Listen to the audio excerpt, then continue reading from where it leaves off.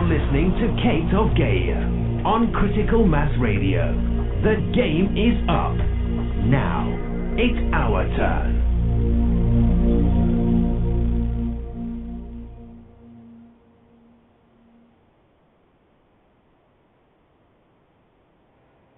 Oh, there I had you, didn't I?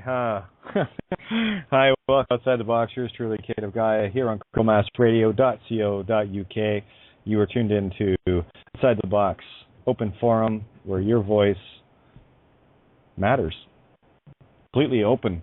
And going to have a little bit of fun tonight. It was a wonderful afternoon hanging out at the criticalmassradio.co.uk main page.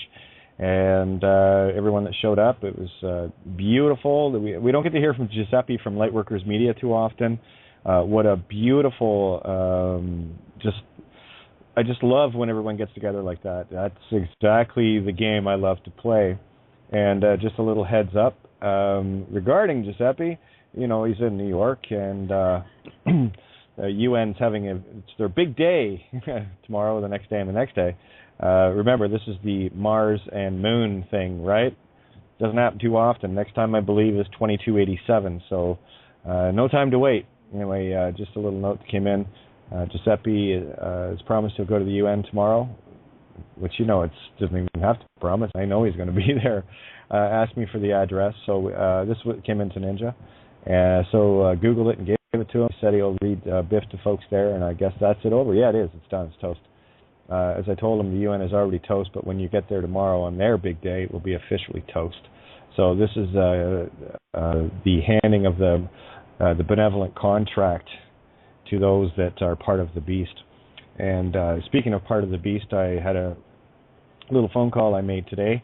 You know me, I don't sound for too long. It's like, but I also wait for things to hit me, and this just hit me today, and I thought, you know, this is a beautiful angle to come in. And what I'm going to play for you guys is the phone call that I made a couple hours ago, anyway, to a courthouse. And well, I think the call is self-explanatory, and you will see the deft use of Fluffy. Bring her when I need her, just to take command of a situation. Apparently, people just don't understand reason. For the most part, not in this call. It was the lady was quite nice, actually. But for the most part, people just have an issue with, you know, rhyme and reason, and sometimes they get a little off track. So Fluffy's there, just like an Australian shepherd, keeping the sheep in the pen. And I'm hoping this starts to give you guys an idea of what's really going on and what kind of power we have been given to wield now.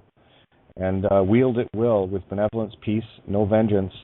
Also in the mirror of that and in full balance, mercy of the highest order. And sometimes merciful to do when a horse breaks its leg is to simply put it out of its misery. So this is about mercy, gratitude, mercy. So now I've got to get this thing loaded up. Now that I've got the board open, I had a couple of issues getting. Where are we here? Just give me a second, guys. Oops. Just got to text this or type this in. Won't take long. Call August 25th is the Anno Domini thing. 2014, yeah. Okay, and just got to browse for the file. And someone had shared an example of the sovereign free man on the land nonsense. I'm going to take some time to rip that a brand new asshole tonight, just to finally put it to. It had to be 6.7, so of course it did. 6.76 megabytes. Here's the Christ and Christ consciousness. You got to love this when it happens because it's perfect. I just accept things all things as perfect. So let's just get that going, and I'll get this loaded. As soon as I get it loaded, I'll fire it up for you guys. You can have a bit of a giggle, and at least. Oh, and a few other things. At least now, if you need a rally point for yourselves, this is just simply about playing. And just a quick update as well with regards to Kate of Gaia discussion group. I've had over 50 or more people the last couple of days. So that is going gangbusters, and people are posting in their victories, and it's as simple as no name, no game. And when you really notice, there is nothing the system can do. And if you have any questions regarding this, well, perhaps this phone call, once it gets uploaded, will be of interest to you. I mean, how many more stories and proofs have to come in for you just to simply go, you know what, I think they're on to something. I think they're right, and I think I'm going to step out now and I'm going to do my thing. And there you go. Oops, there's another one. Yeah, we've had quite a few people show up to the Creative Gaia discussion group, and I've noticed a jump after the interview with Lorraine Hurley yesterday, and that's available in numerous formats. It looks like a lot of people jumped on that. Of course, it is available at loseaname.com, and of course, Lightworkers Media. Giuseppe is probably one of the most diligent people I've ever known, in that he uploads every show that we do here every single day as soon as he gets it, and he listens to everything that we do. That's why he gets to name the shows, because I know he listens to them, and he'll pick out a poignant part of it. And on occasion I'll throw a suggestion out there, whether you use it or not. That's no matter to me. I don't want to interfere with anyone else's creation as they see it and what they get out of it. That's just the way it goes. This is how a band works together. I'm not going to tell the bass player what notes to play. They'll know the bass roots of it, and whatever they do in color to work within. That's entirely up to them. And now that we're all playing the same beat, all playing in the same song, in the same rhythms, it's very easy to watch if you stand out as a beautiful lead that you are. So where was right. And a great post, by the way, that I pinned on Creative Gaia the Creative Gaia discussion group. A man put it up, and some great advice here. Those of you that are new to the radio shows or the discussion group, there's tips to get you up to speed as to why her information pertains to you and why. You'll want to read all her writings in order to use all her writings free of charge to you, free of course, for yourself as a living man or a living woman, or more importantly as a living trans spirit, the both energies as the itself, the one, or living hermaphrodite, the best of both worlds. And that's what each of us are spiritually. So, and these concepts, once you really get them, you understand the divide and conquer that the whole male-female thing is. Now, and that's another part of the divide and conquer trap that cops can assume you to be male or female based on outward appearances, but that doesn't tell anyone who you truly are inside, which has been kind of the stickler point with me, where the voice is always, granted, I totally get that. Definitely throws you off, and that's okay. I get that. It's one of those nice little effect things that, wait a minute, isn't that So at least it gets the interest, right? Wait a minute, there's something wrong here, and that's all I ever want anyone to do is, there's something wrong here. Yes, there is, and what's wrong here is what we need to fix within ourselves. And I'm just an example of someone that's been working on fixing within themselves. So that's it. I did want to share a couple of things here. Let me just scroll down. This one came in from Belle Eve. In truth, love you guys are so original with what you're coming up with your own monikers and names and everything else. I love it. It is a little confusing on this end though, because some people have changed their names so many times. I don't know who they are anymore. So I'll do my best to keep up with everyone, But here, this one came in from Belle. There's Divine Feminine. What are the odds, right? There's movement on the front, brothers and sisters. I had but a small victory last night. There is no such thing as a small victory. Anything that shows you the truth is a universal victory, and that's not just for you. That's for all. So don't treat any of these what might seem a little victory as anything but a destruction of a large lie toroidal field every time you step into the truth. So here it is. There's movement on the front, brothers and sisters. I had but a small victory last night, as I would not yield and stood in truth. 7 of their hungry wolves outside my home, and none could feed on my living soul.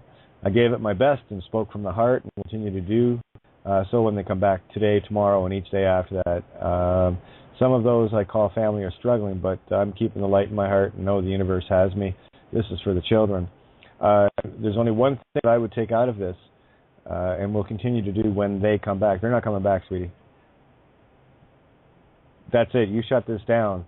When you stand in this truth, that's a double jeopardy. Remember, you know, trying to get somebody convicted of the same crime twice. They've already tried to get the legal name. If they come back to do it again, that's double jeopardy. That's why every cop that ever talked to me is in full double jeopardy. And they're also in full sexual harassment, sexual, what's the other one? Well, discrimination, of course. Sexual assault, rape. Any cop, lawyer, judge, or anyone connected to any touching of me, male or female, being the nature of the trans spirit that I am, is sexual assault and rape, and will be treated as such. So no more fucking around with us, boys and girls. This is the mercy that we need to start showing, and don't mistake mercy with what's the word? Pity. No. How many times do you have to tell a serial killer to stop killing people before they get it?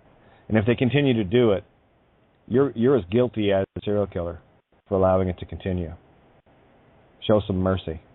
Show some mercy on your fellow human beings that would never do that. And if that mercy means taking someone out of the game for life or whatever the case may be, that was their choice.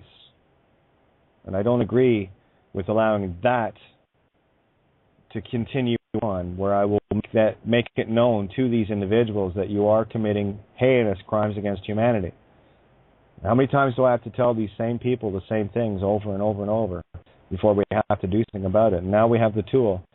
And that was the I've had some pretty awesome downloads over the last couple of days, clarifying some things. And what I was waiting for was a clarification, right? Wait for the song to come in. Oh, now I can write the song. And that's effectively what happened today with regards to the next step and what I need to illustrate, what I need to show others, that it really is simple to stand in truth and just get the job done. And this is not about vengeance. This is about neutralizing the serial killers. And anyone that's going out of their way to ask for legal names every day is a serial killer. That's the lawyers, the cops, the judges, anyone that knowingly is looking for ID as part of their job, and only part of their job that they cannot do without it. That's serial killers I'm talking about. And, sorry, the penny's dropped. The piper's playing. Fat lady has sung. It's time to pay the piper. Pay the piper you will. It's been plenty of time. So let me see where we're at here. Let's see if it's processed. And it's ready to go. So there, for the next few minutes, here's here's the call I made a couple hours ago to the Burlington Courthouse. And don't worry, the call is self-explanatory. And what I want you to pay close attention to is taking control of the situation. I don't have to do anything. And that was for me, that was the trigger. And when people start talking to others like, well, you have to do this and you have to do that, I don't have to do a fucking thing. So don't think you can order me around. And you'll get the energy very quickly. And I do bring Fluffy in where I need to. And then I just as deftly take her out. That's what I mean about in control of the ego. Using the emotions to your advantage. Keeping complete control over them. Complete control. And use them to communicate with others that are still caught in the ego matrix. Because apparently it's the only language some of these beings understand. And that's exactly the language I'll speak. I'll speak any language. I don't care. Whatever sound, and whatever inflection or pronunciation it takes to get the message through, don't worry, I'll paint the picture for you. And I can use a nice fine paintbrush, or I can use a paint roller. Whichever one you want, I'll use. So here we go. Let's have a little fun with this. Of Halton Court Services. For service in English, please press 1. For service in French, please press... If you know the extension of the person you wish to reach, please enter it now. For staff directory, press 1. If you received a ticket in Burlington or Oakville, press 2. If you received a ticket in Milton or Halton Hills, press 3. For a municipal transferring you to Milton POA admin queue. Look forward. All of our good afternoon, Halton Court Services. Hello, Halton Court Services. I have a quick question with regards to early resolution. Meet with the prosecutor. Yes. I was wondering who would I talk to regarding that. What is it you're calling about? Like setting one up? Yeah, setting one up or talking to a Crown prosecutor. Oh no, you don't. You have to choose an option on the back of the ticket, and then an early resolution date is mailed out to you. Well, no, there was a letter sent that says I can call this number, and I'm calling it. So. Do you have a scheduled early resolution, sir? It's ma'am, actually. No, I just have this from the Ontario Court of Justice, Provincial Offences Okay. Office. What is the ticket number? Sorry, I'm not ready to give that out yet. What I do need to talk to is, more importantly, this officer has committed fraud by using a legal name joinder. Right, so I need to talk to a Crown prosecutor regarding a private prosecution of this individual for aiding and abetting fraud by enticing someone into being a legal name, which is Crown property. That's a fact. Okay. So a ticket was issued, and you would like to meet with the prosecutor, correct? Oh, yeah. I want to sort this out so I can set up a private prosecution of this police officer for committing fraud and felonies. Okay. I actually, so just to let you know, I do have a legal name given to me by the Crown, like a bar card, if you will. So I'm going to be going around prosecuting these guys now. Okay. Okay, sir. So if you would like to set up Ma'am, it is ma'am. I'm transgendered. Do not assume anything based on a voice. Thank you very much. I already corrected that once. I will not correct it again. So let's start again. Okay. If you would like to schedule an early resolution, a meeting with the prosecutor, option number 2, you tick the option off. You can mail it in. No, I don't do that. That's sorry, hon. That's mail fraud. I don't do that, nor will the individuals that I talk to. No, this goes a lot deeper than I think you're aware of. Okay. I just need to talk to a Crown prosecutor and sort them out. I just need or a justice of the peace to set up a private prosecution. That's all I'm calling for. This cop is committing fraud. It's Constable Scary. So you would like to privately lay a prosecute him. No, prosecute. Okay. I'm not laying a complaint. This is a prosecution, hon. I have a legal name to use, and I plan on using it. I'm going to put some of these guys behind bars, and maybe the rest of the system will wake up to this. Okay. I've already talked to the SIU, by the way, just so you know. I've got a lot of people in this loop right now. So if you got a prosecutor handy, I'd love to talk to one. No, I'm sorry. The prosecutor has left for the day. What's a good time to call back then so I can talk to this individual and set them straight on what they're doing? You have to set up an appointment, sir. I don't have, ma'am, it is ma'am. I'm sorry. Okay, I'm sorry. Yes, that has just nailed you with the sexual discrimination. So let's keep going here. Let's just keep going here, ma'am. That's the third time I've had to correct you on that. That is now discrimination. That's correct. That is discrimination. Do you want added to this list? Now we're going to talk like rational human beings. You can refer to me as Jane Doe, if that makes it easier for you. Yes, the voice is confusing. Okay. So I need information regarding getting a hold of a private prosecutor, Crown prosecutor, someone who's committing fraud for the Crown, so that I can set up a private prosecution with a justice of the peace in my court, because I have a legal name to use now, you see. Okay. The Burlington office is where the prosecutors work out of. That is the head office for the prosecutors. You have a number? You can. Yes, I do. Prosecution. The phone number. Let me grab a pen. The phone number. Got a pen now. The phone number is? Okay. 905 637 7790. 90. Okay. Okay, that is where the prosecutor work out of that office. You can call there. I can give you an extension. Please. 6413, and you can speak to Michelle. and hopefully she can set something up for you. Okay. Now, this number, will I be able to reach a justice of the peace through this number at the court to see when they're going to be in their office so that I can see them personally? No, this is the prosecution phone number that I just gave you. Oh, no, I'm talking where you are. Are there justices of the peace in that office? We do have justice of the peace strictly here for court, though. Well, no, they have an obligation to someone who actually knows who they are and has a legal name and stands in honor with it.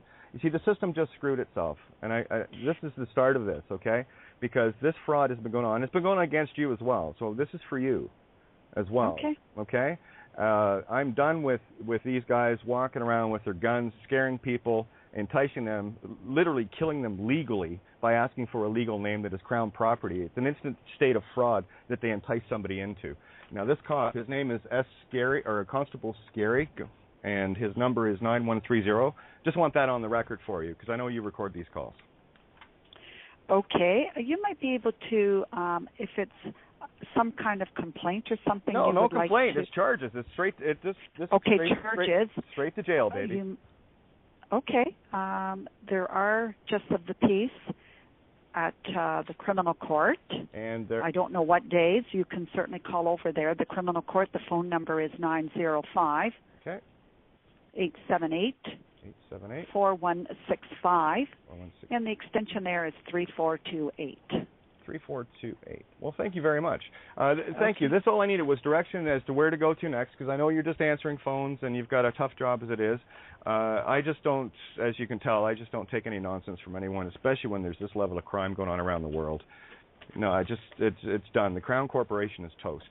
It's a dead fiction. It is done. It is keeping everybody enslaved through mortgages and you name it. So this is for you, and when you see this come out, and you will be grateful, because we're all slaves to this system. Well, a few of us got out, and I'm one of them. And it's time to start charging these guys. No more getting away with it. That's literally getting away with murder, with intention, premeditated. A human being can be a legal person can be a human being. You ask for a legal name, you kill them, literally in the legal sense. Okay, just letting you know, that's a little bit of a tidbit of, something to jump around. Okay, thank you. About. Much love. Okay. Have a good one. Bye-bye. Thank you. Bye-bye.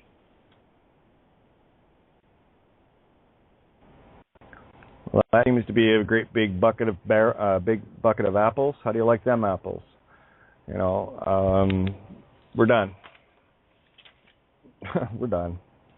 Time to just get it done. All right, so I'm going to open the mics up for a little bit, and I'll probably end up closing them. I'm going to close them again once I go into this other document so I can get through it. But in the meantime, let's get this segment open here. For those that want to call in, you can call in at 661-467-2401, and of course hit 1 on the dial pad to get to the board. For those that are Skyping in, it's go figure, BTR listener 058. Once again, it was that earlier today too. Funny that we have the Christ consciousness twice. What are the odds? 100% works time. So just type in BTR listener 058 into your Skype search. Hit search. Don't add the contact. Just simply right-click it when it shows up, and it will. And hit call, and it brings you to the board. Once you're in the call, just open up your dial pad on Skype, hit 1 there. It works the same way as a phone, because it is one. Okay, so there's the information. 661-467-2401 to call in landline, and Skype BTR listener 058 for those that wish to Skype in from anywhere on the planet. That applies to the number as well, but that's why I like Skype. So let's get these mics open, and let's just get, here we go, 1 sec, get some comments, whatever, and let's feel this one out for a little bit. Talk about the ice bucket challenge. Yeah, well, that was a big wet bucket of, Titanic ice. Saved some from 1912. Notice? She got down to doing her job at the end, and she barked out numbers that you needed and every extensions and stuff, and good. You had her going good. Finally you fucking should shut up and listen to what she's talking about here. And calling her sir and all this other. You're not listening. You're just talking. Right. So I just that whole thing exactly was the intent of that. Do I have your attention now? Do I have you listening instead of running the program that you're constantly running? Because I interrupted it at least half a dozen times, and you can feel her hesitate. And that's the problem with the system. The system is running on full robotics. So do not be afraid to step in and go, no, I don't have to do anything. no, I don't have to commit mail fraud, and just be in that light, be in that energy. And once you put your foot down, you see, this is the joy. Once you get of getting a hold of your fluffy or whatever you call it, the tricky little bastard, the ego, that emotional override that wants to take control of you, of your helm, where you'll never think rationally. Once you get a control of that, that is a very potent tool, because you are completely in the moment, fully aware and neutral, yet you can it's drama. It's just acting now. You can take that energy and direct the call, because you know what a program is going to do. It will react to the program. Even the Katie bitch slaps at the table and stuff, they're done for a very specific reason. It's not to offend, because the spirit cannot be offended. It's perfect. But the ego can be. And it's only when you can locate that within yourself. And I got to tell you, I was one tricky little bastard to get a grip on it. But once I did, and I had Hamlin, I said, oh, there you are, got it. And it's fully separate. Now it's a tool. It's probably the most powerful tool you have in your arsenal, right? So don't ever let go of that. And that's the thing too. Once Fluffy's out, I've got a very short leash on her, and it really does take almost like a divided mind to go, okay, what do you say here? And I'm really free flow with it, because there is no loss of control at any point. So we've been doing the whole ego emotion drop thing all our lives, so it comes natural. So once you let that flow naturally, you're in full control. You have got everything working in your favor, and you will stand to post, and you will not yield, and none, the destroyer and creator, will pass, and will leave a beautiful, clear tapestry in front of you for you to start painting on. So scrape the canvases clean for others that can't do it for themselves, and that's all it boils down to. You showed her she could lose her job just from what she said, and you reminded her you were on the record. It's like, hey, guess what? I know everybody's listening to this. I'm listening to this. You're listening to this. So, hey, everybody, look what she just did 3 times. 3 times a charm, baby. It's the perfect setup. I mean, I'm a perfect black widow trap, and I know that. I like the fact that's that's being recorded. And, you did shake her to some degree, which she will speak to her office manager or whatever. They will play the recording, and it will shake that one. You've opened this up to us all now, where, okay, what's good for the goose is good for the gander. They want to record us. They want to videotape us. But turn that right back on them. And I use that to my advantage. Yep. Absolutely. That's right, and do it in honor. Do it with integrity, and but be forthright about it. And the way you handled it, I mean, there was authority there, and that's what we've been lacking for so long, because they put these pasty-faced little sweethearts up there at the office for you to deal with. And all the while, we're forgetting the fact that the elephant in the room is there's a frickin' fleet of bullies out there that are causing us to have to come deal with these, the sweethearts at the office. I mean, that's what you want to say. Hey, one of your bullies came out here and jacked me around, and you being nice to me is not going to change that shit. You know what I'm saying? That's how, and that's where we take our authority back. Yeah, I've worked in about 100 different companies in the IT business, and so I've seen lots of these people, and they just sit in the front desk all by themselves. A lot of times nobody even knows what they're doing. They're just barking out orders like they own the fucking place, and that worked for a little bit, and then Kate shut her fucking ass down, and she's going, uh-oh, and I got my supervisor listening, and oh, yes, ma'am, I should do this, and this, and that's good, because then is what you're supposed to be feeling like. You're a fucking public servant. I'm the public. Well, I'm not the public, but yes, you're right. You know what I'm saying. I'm God. No, you're sovereign, which is one who stands in truth. You're sowing the seeds of truth. Sovereign. All right, so that's what a sovereign is, and I really like to make that distinction, because some people still think sovereign is a king or queen. It's not. It's a state of mind. It's a state of being. I like this one comment here regarding I guess this mercy aspect, the question was, Jules, empathy, Kate? See, that's the problem with me, is I've had my heart ripped out so many times because I am empathic, because I can sense the hate, because I can feel the ripping. Empathy? Oh, believe me, I know what it feels like to be on the other side, because it's ripped through me so many times from them. So empathy is allowing them the privilege and honor of seeing their own mirrors in this. So one who is, let's say, now they get to be an empath for me. Now I can have the empathy for me and for you and for the rest of humanity where they haven't found it yet. So this is our gift. Empathy is our gift. Compassion is our gift. And full responsibility is the golden rule. That which you wish upon another, you wish upon self. That is not my wish to harm anyone, nor is it my wish to allow anyone else to be harmed by standing by and allowing any form of pity or compassion, emotion, to rule me. No, I do not like having to do this. Make that clear. Make that absolutely clear in no uncertain terms. But I also have taken the time to look at it from both sides. And given what I've been through and the knowledge and the wisdom that I've been able to get as a result of my experience, having went through my own version of Kent, please. Oh, shit. All right. Yeah. There you go. Thank you. Okay, where was I? That's why. Where you came from, your empath lines, what you're talking about. Yeah, I just got to reconnect. Give me a sec. That's why I ask people to please be quiet, especially if I'm on a little tear, because I have no idea what's coming next. Regarding the empathic, sympathy and empathy, I have nothing but empathy and sympathy, and given what I've been through and the experience that I've had to give me the knowledge and wisdom that I've gotten from it, why would I not wish that for someone else? No, it wasn't comfortable. But anything we're having must be earned. And that's the urn that holds the ashes that you rise from as the phoenix rising from those ashes, because you've earned it. You've placed the ashes in the urn. You've moved it aside. It's not on the mantelpiece. It's a decoration now.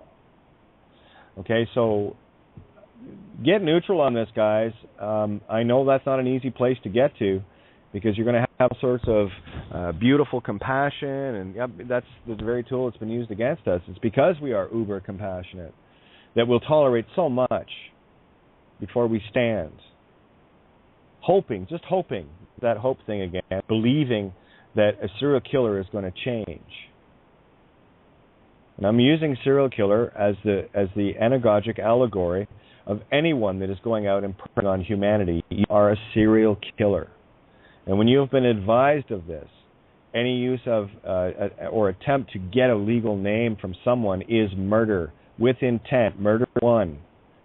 And how many people get murdered every day by a single cop trying to fill a quota, and they have no idea what they're doing to their soul? You think that doesn't concern me? Well, quite the opposite. It's time for them to stop. Because as Bindi was saying earlier today, her collection is now up to 22 police officers that saw the light and stepped outside and got away from it.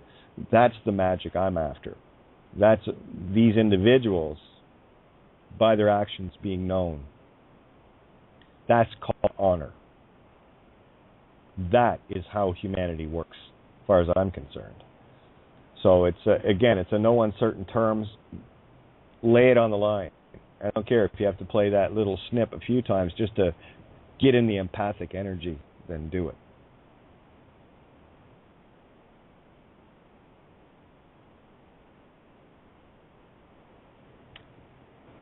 Hi, Kate. Hey, there we go. Hi. Great shows today. I wanted to make a comment on the empathic comment, I guess. I don't know exactly what's going on with you, but I know what's going on with me a lot of times, and that is when I'm interacting with people in general, I tend to chatter along and just go along. And what I have noticed is that because I'm empathic, if I don't be careful and watch the situation and control myself and keep my own center, I tend to become that which I'm talking to or that which I'm interacting with. So that's my experience. Star, you're right on the money there, and that's what I call an ego imprint. If you are not in your now, being diligent of self and staying completely in the now, that ego imprint is part of the program that will attach, and you're absolutely right. Now, the empathic aspect is when you feel beyond the words, where the intention is there. A prime example of that would be someone talking about something that has, maybe some pain in it for them, but they're not really on that. But that energy is sitting there, and it's so volatile. Like the other night, someone, sticking their finger in my face, which is rude to begin with. Go figure, fellow Gemini. Now ask me why Geminis drive me nuts. But anyway, and I literally, it felt like a knife cutting through me. There was that much shit energy, static noise, and bullshit that came flying out. That, remember, your hands are your Gemini. That's your spirit. That's why magicians have wands as an extension of that spirit, you see. And the problem with being wide open, and I know you're a very wide open being, Sar, just based on my interactions with you, that empathic nature that we have, and those that are empathic, and you get, the more you use your intuition, the more empathic you get. You sense things without any words. It's just you feel the situation out perfectly. Once you start getting a hold of that, it's a very difficult thing, and I can always tell the compassionate ones, because we're always the first ones to get imprinted, because we are empathic, because we are sympathetic. We are compassionate and want to help and be that's our compassion working against us, and that's the very tool that's been used to get us to control each other. So good observation, Star. Well said. Thanks. That's a beautiful contrast. That actually contrasts everything I've just been talking about. So put that in your pipe and smoke it, or anything else you got, whatever. Oh, Bindy's jumping in here too. Bindy, what's up? You're up late tonight? Yeah, I couldn't sleep after the earlier show. Well, hey, tell you what, why don't you share what you shared earlier today on this one, so that the people who didn't get a chance to hear that yet, get them in the loop of how much fun we had today. All right. Hang on. In a slightly different mode than this afternoon, but I'll try again. The count of the police officers that are either getting out or trying to get out of the system, or at least their jobs, is now on 22. For me, that's a very significant number.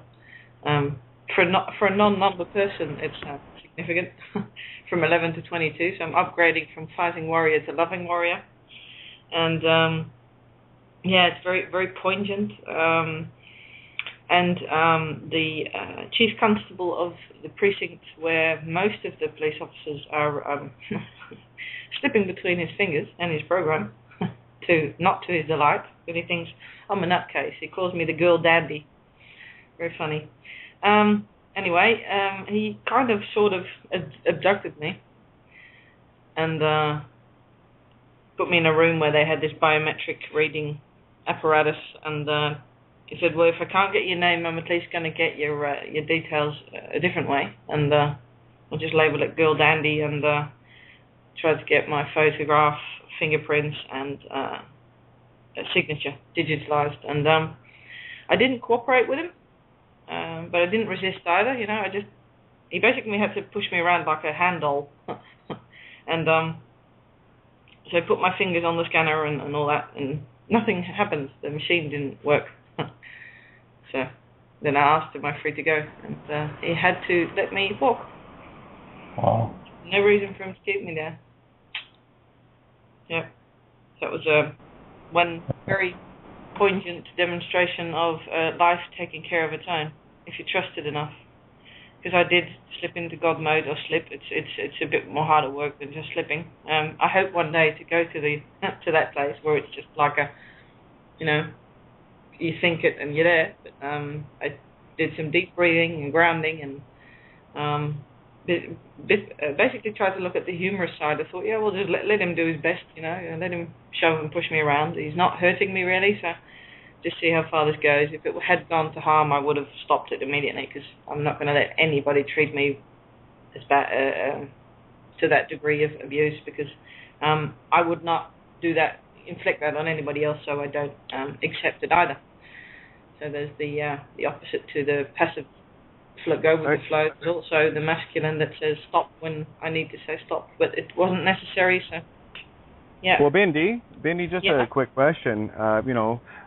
Being Scorpio and all that you are, how is that Scorpio effect from a little Gemini like me today? Was that in Scorpio League?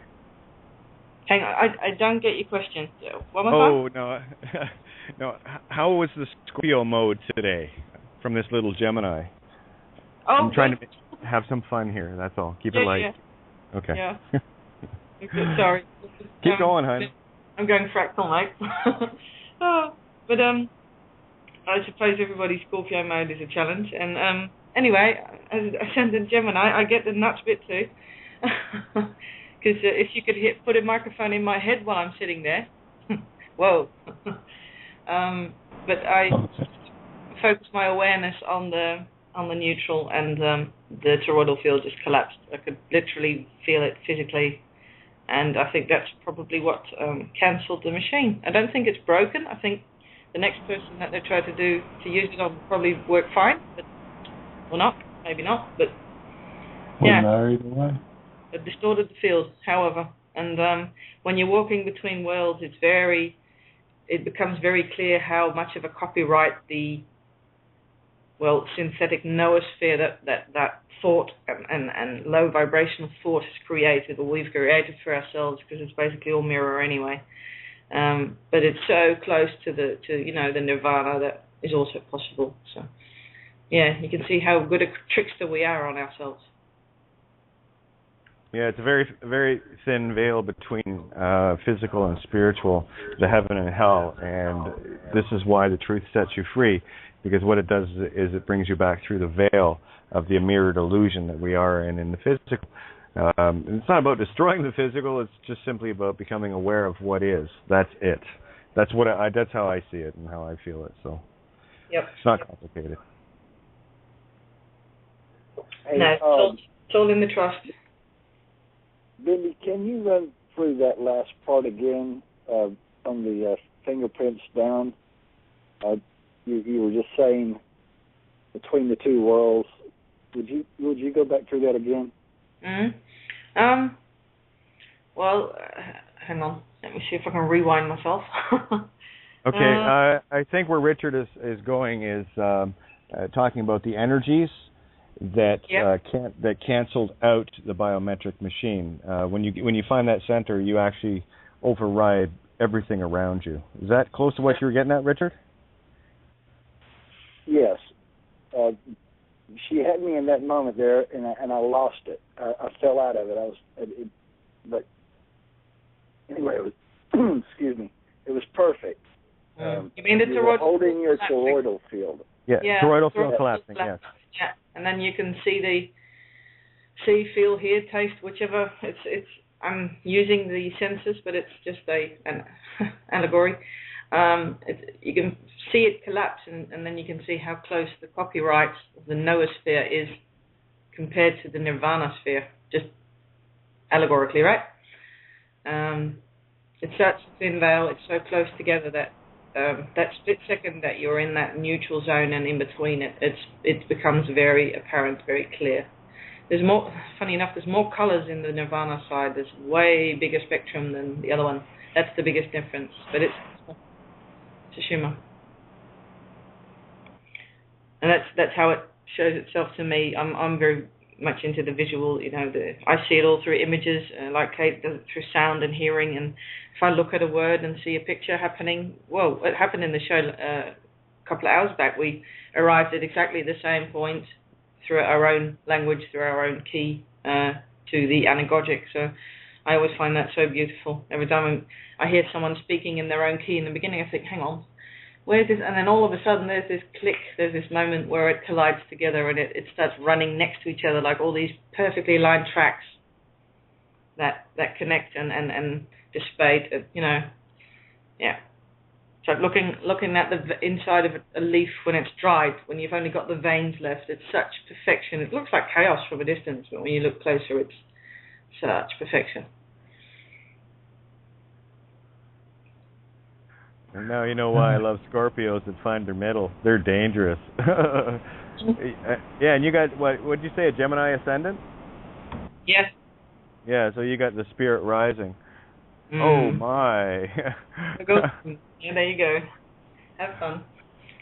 Oh, yeah, I see the spirit rising. Oh, awesome. Wasn't it? That was awesome. I'm lucky. Just so lucky to be able to see this and feel it and just let it happen. It's easy to miss. Waters of truth. Yeah. I think another goddess at the table. Oh, yeah. Mirror, mirror. Yeah. I was waiting for the mirror, mirror, Bendy. Yeah. It's all good. No, I'll be calling a couple of places tomorrow, obviously, just to, just because I can. And it kind of feels it now, so it's time to stir some pot. But what Richard had said earlier about it going to the supervisor and what have you, I'd put dimes and donuts on that one, no problem.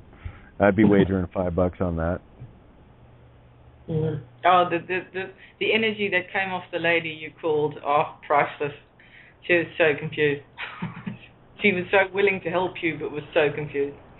Yeah, she was willing to help, but not sure why she was being so helpful, because, getting numbers like that is like pulling hen's teeth from these guys. For anyone that's ever done any calling around, you get the, here's the 1-800, right? And then when you call that, you get the, well, if you're looking for this, oh, no, you've called the wrong number. You got to call this number, and then they give you another 1-800 number. And by the time you're done 3 or 4 phone calls, you're back to the original number that you called in the first place. And I'm not kidding. Call it that dissuasion. Yeah, run around. I built those systems. Yeah, see, the people that are passing the numbers along thinking they're giving the number that's going to help you, but they're not.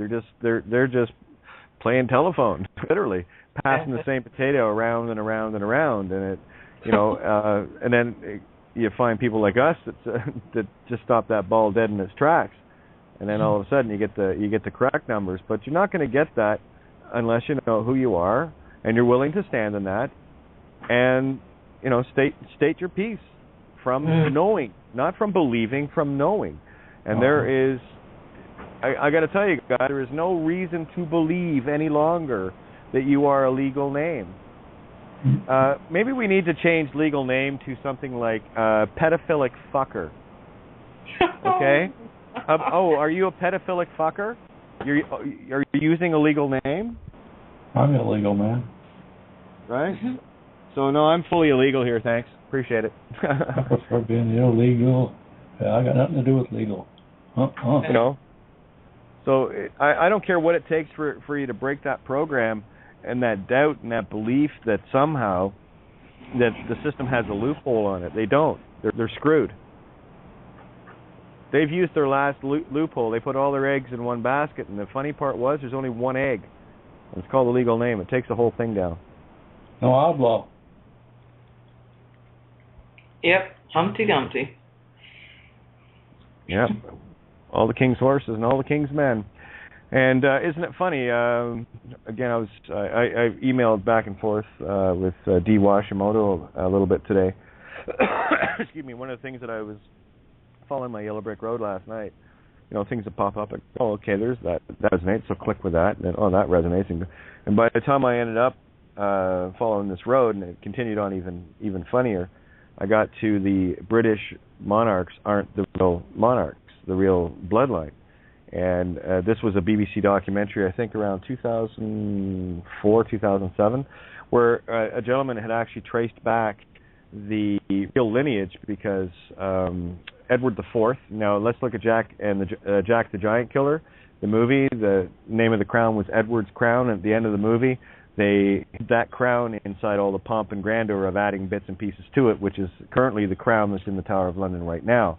But the base of it is King Edward's crown. So now tie this together, because in, 1414, I believe, Dates are a bit muddled here, but anyway, Edward IV is the illegitimate son, because what had happened, the mother and father, who were the current rulers of the time, House of Lancaster, it would appear that Dad had went off to France and was gone for roughly 2 months, and during that 2 months, his lovely, faithful royal wife had a little soiree with an archer. Must have been a really good-looking guy, but anyway, she ended up getting pregnant. Robin Hood, probably. Yeah, that's sort of allegory, yeah. And his birth date, Edward IV's birth date, was April 28th. These numbers factor in for me as well, by the way. They all matter to me. Now, that put his conception in around June and July. And it was the exact same time period that the father, was away. If they tried to sell it on the notion that they had copulated at the end of May, prior to him leaving to go off on this 2-month tour of France, which means that that would mean that she would have had to have an 11-month pregnancy. So they shot themselves in the foot by making that the official statement back then. So what does that mean? Well, it's a very interesting thing, because it brings it back to the Battle of Hastings. With me, it's always about 1066, Battle of Hastings. Then, of course, the City of London created, after the siege of the City of London, the merchants wanted the square mile, and to be left alone, they can have the rest of England, but we just want to have our own laws within this square mile. This is where the original ploy was set up in 1066, William the Conqueror. That's the problem when you have only a warrior, not an intellectual, running things. It's kind of a jarhead effect. It's very easy to dupe someone that relies completely on their brawn to get their way instead of their brain. So what happened there was with Edward IV being the illegitimate son, there was a claim being made on the throne after his death, and it was Henry VII that had made the claim, but it was a very weak claim. So what he ended up doing was he married, to reinforce the claim and to make sure that it was a bloodline brought in, he married Elizabeth, the daughter of Edward IV, the illegitimate king. So he married an illegitimate heir to strengthen the position of the throne. Anyway, they traced this all back, and it ends up being this gentleman called Michael Hastings, 17th Earl of Loudon. They found him in Australia, and it was his. And they showed actually the whole lineage of what his family was ahead of him. So the Elizabeth and the rest of those crooks that are in Buckingham Palace right now shouldn't be there at all anyway. So, that's why in this other paper that came in about sovereignty and what have you, so these people, the Queen taking her oath and everything else, these people are just looking at the surface, and they're not even scratching the surface, which is the real irony and joke of all this. But it tied in for me with the Battle of Hastings, being Michael Hastings, one of the Plantagenets. Also tied in Ulster, one of the bloodlines that was part of this was a countess in Ulster. That's where I'm from, Ulster, Northern Ireland, right, or Ireland, just for a geographical reference. So this is how I follow my yellow brick road, and there was a lot of things that started to play out. Now, for those that remember the movie Jack the Giant Killer, what was the importance of having King Edward's crown? Well, as soon as you put King Edward's crown on, giants bowed. So this is what we're all going for here, and this is the real crown, the one that you're wearing. King Edward's crown is yours. You're not the illegitimate bastard of this system. So here, in effect, what's happened from that point forward is that every surname, every legal name ever, registered and brought into effect was destroyed at that moment, because the bloodline that ended with Edward IV's parents was all part of the Eddie Longshanks. And now Eddie Longshanks was quite the character. He not only was a great warrior, but he spent most of his life studying law. and that's why he banished the Jews out of England, because but he didn't banish the loans, because it was against the rules for a Christian to charge usury on money. So all he did was he assumed all the debts and all the loans of all the Jews that were there at the time and kicked them all out. So and when I say Jews, I'm not talking about a religion here. I'm talking about people that were feigning being Jewish, which is completely the opposite. These are the real crooks, and all they've been doing is hiding behind the whole notion of being Jewish. There's nothing Jewish about these individuals. Yeah, they created the myth that the Jews are all about money. That's where that happened. You know, the simple truth is, we're all Jew trees, children of the light, Judah, Utah, which is the tree of gratitude in abridged duality, ha, right? No, just a coincidence. Look away. Or the tree's son.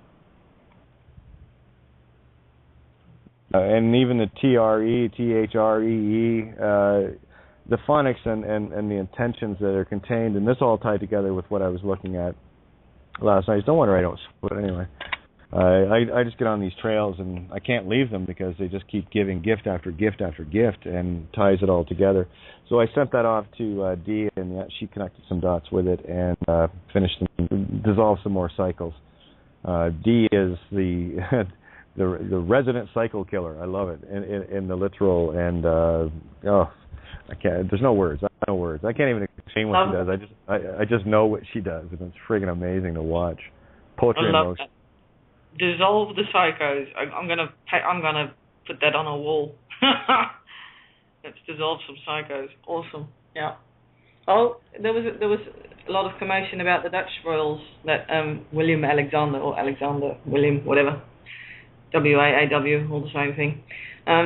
That he's not really a royal, but there's a whole other bloodline that is truly Dutch royal. But I think it's all fake, every single royal, because it's no more than an assumption as well. I assume that I have a different color blood because some god that I made up myself ordained me so. So I don't really care which king or queen, house, kingdom proclaims itself something. It's make-believe and cancelled. Yeah. Ditto with the Dutch club. I mean, they're a bunch of bollocks, pedophile fuckers, to use the phrase, to coin them again. And look at William, Prince of Orange. Yeah. William III, right? And that's coming over from the Netherlands and marrying into that illegitimate bloodline. All of it's illegitimate, right? Yeah, they just washed away the Plantagenets and poured in half of the Russian Tsari side, because of course there's one of the 13 bloodlines, and kept them all together again. Just glued it all together, made up a whole history and just glued it together. Well, you know what was interesting about the bloodlines? You know, long time king. I mean, the true king, years and years ago. The true king was the guy that was at the front with everybody. You know, right there at the very fucking front, leading people to what to talk about. But now, you know, they're in the back and they have satellite radio and shit, all remote control clones. I mean, what the hell is that all about? Well, yeah. I mean, and they just put out, of course, they want their statutes to protect them, that no one can say anything bad about these criminals and murderers. I mean, look at the history, especially since 1485. Like Battle of Bosworth Field, that's the War of the Roses, House of York, which is the true house, which is your Ka, your spirit, versus the infinite law of the caste, as in layers, caste system. Spirit breath. So the House of Lancaster is the mirror of York, and they have the white rose and the red rose, right? So all of it plays out, and don't confuse this whole bloodline thing with it being literal. It's not. What I'm showing is an anagogic. How you need to reclaim your own throne, your own crown. This is a journey for each of us to reclaim our own crowns, right? 2 jurisdictions in this place. You've got you, the only point of consciousness you can prove, and the dead crown fiction, that is the game or the mirror itself. And that concept, if you can't get that, then get back to my website and read your brains out. Get over to loseaname.com and just Stay there until that penny drops, because when that one drops, game over. And that's the point. You know it. You don't believe it anymore. You know it. Insert coin. Yeah, taking playing at kings and queens literal is about as smart as thinking that Jesus was a man. Well, I think the whole key is to have fun. It's in the same league. It's working. Yeah. Wait a minute. Let me get this straight. You're saying that a white man with blue eyes and a Greek name did not actually was born in Palestine to two Jewish parents? Is that what you're telling me? Yeah, Mary and Joseph, really good Anglo-Saxon names, you know. Yeah, and the J didn't appear for a few hundred years later. Yep. You know, and what was the name of the one of the Pope's sons? Anyway, it was his picture they used. Cesare Borgia. Yeah, they used his picture to take over the more olive-colored skinned being that was being represented prior to that, because you don't want anyone thinking that it's a Middle Eastern, that someone born in the Middle East was actually from the Middle East. It had to be a white man with whatever color of eyes, right? Which was kind of stupid, but yeah, it just goes to show the level of the duping that humanity is in, and when you can see it, you wonder, like, now you know that you were insane. You look, oh yeah, my insanity was due to my own insanity. Yeah, and once you figure that out, well, now you can say you're sane because you actually spotted your own insanity. And only when you can spot that can you say you're sane. Yeah. Alfred Dürer is a German fine artist, medieval. He made a self-portrait, and everybody thinks it's a portrait of Jesus. And he did that to point this clue out. He said, well, you're being duped, guys. I've painted myself as Jesus. Nobody knows it's my self-portrait. And he was famous. I think he was one of the earlier, not really call him a Mason, but the predating that was actually really trying to free the world with knowledge. But he had to do it all underground as well to point the clues out. Brilliant paintings. If you want, check it out. Alfred Dürer, self-portrait. It'll immediately go to that one. It's beautifully painted as well. Just takes a little bit of marketing. Yep. That's all it takes. Yeah, you just play the game against the system, If they do it subliminally, we do that back. But I think the subliminal game's over, right? I like more of the more like Scorpio approach, to be honest with you. In your face. In your face. Yeah. Right in front. So I got a Scorpio on here that my dad was a Scorpio, and we got a Gemini on here, and Gemini was my mother. Isn't that cute? Oh. Yeah.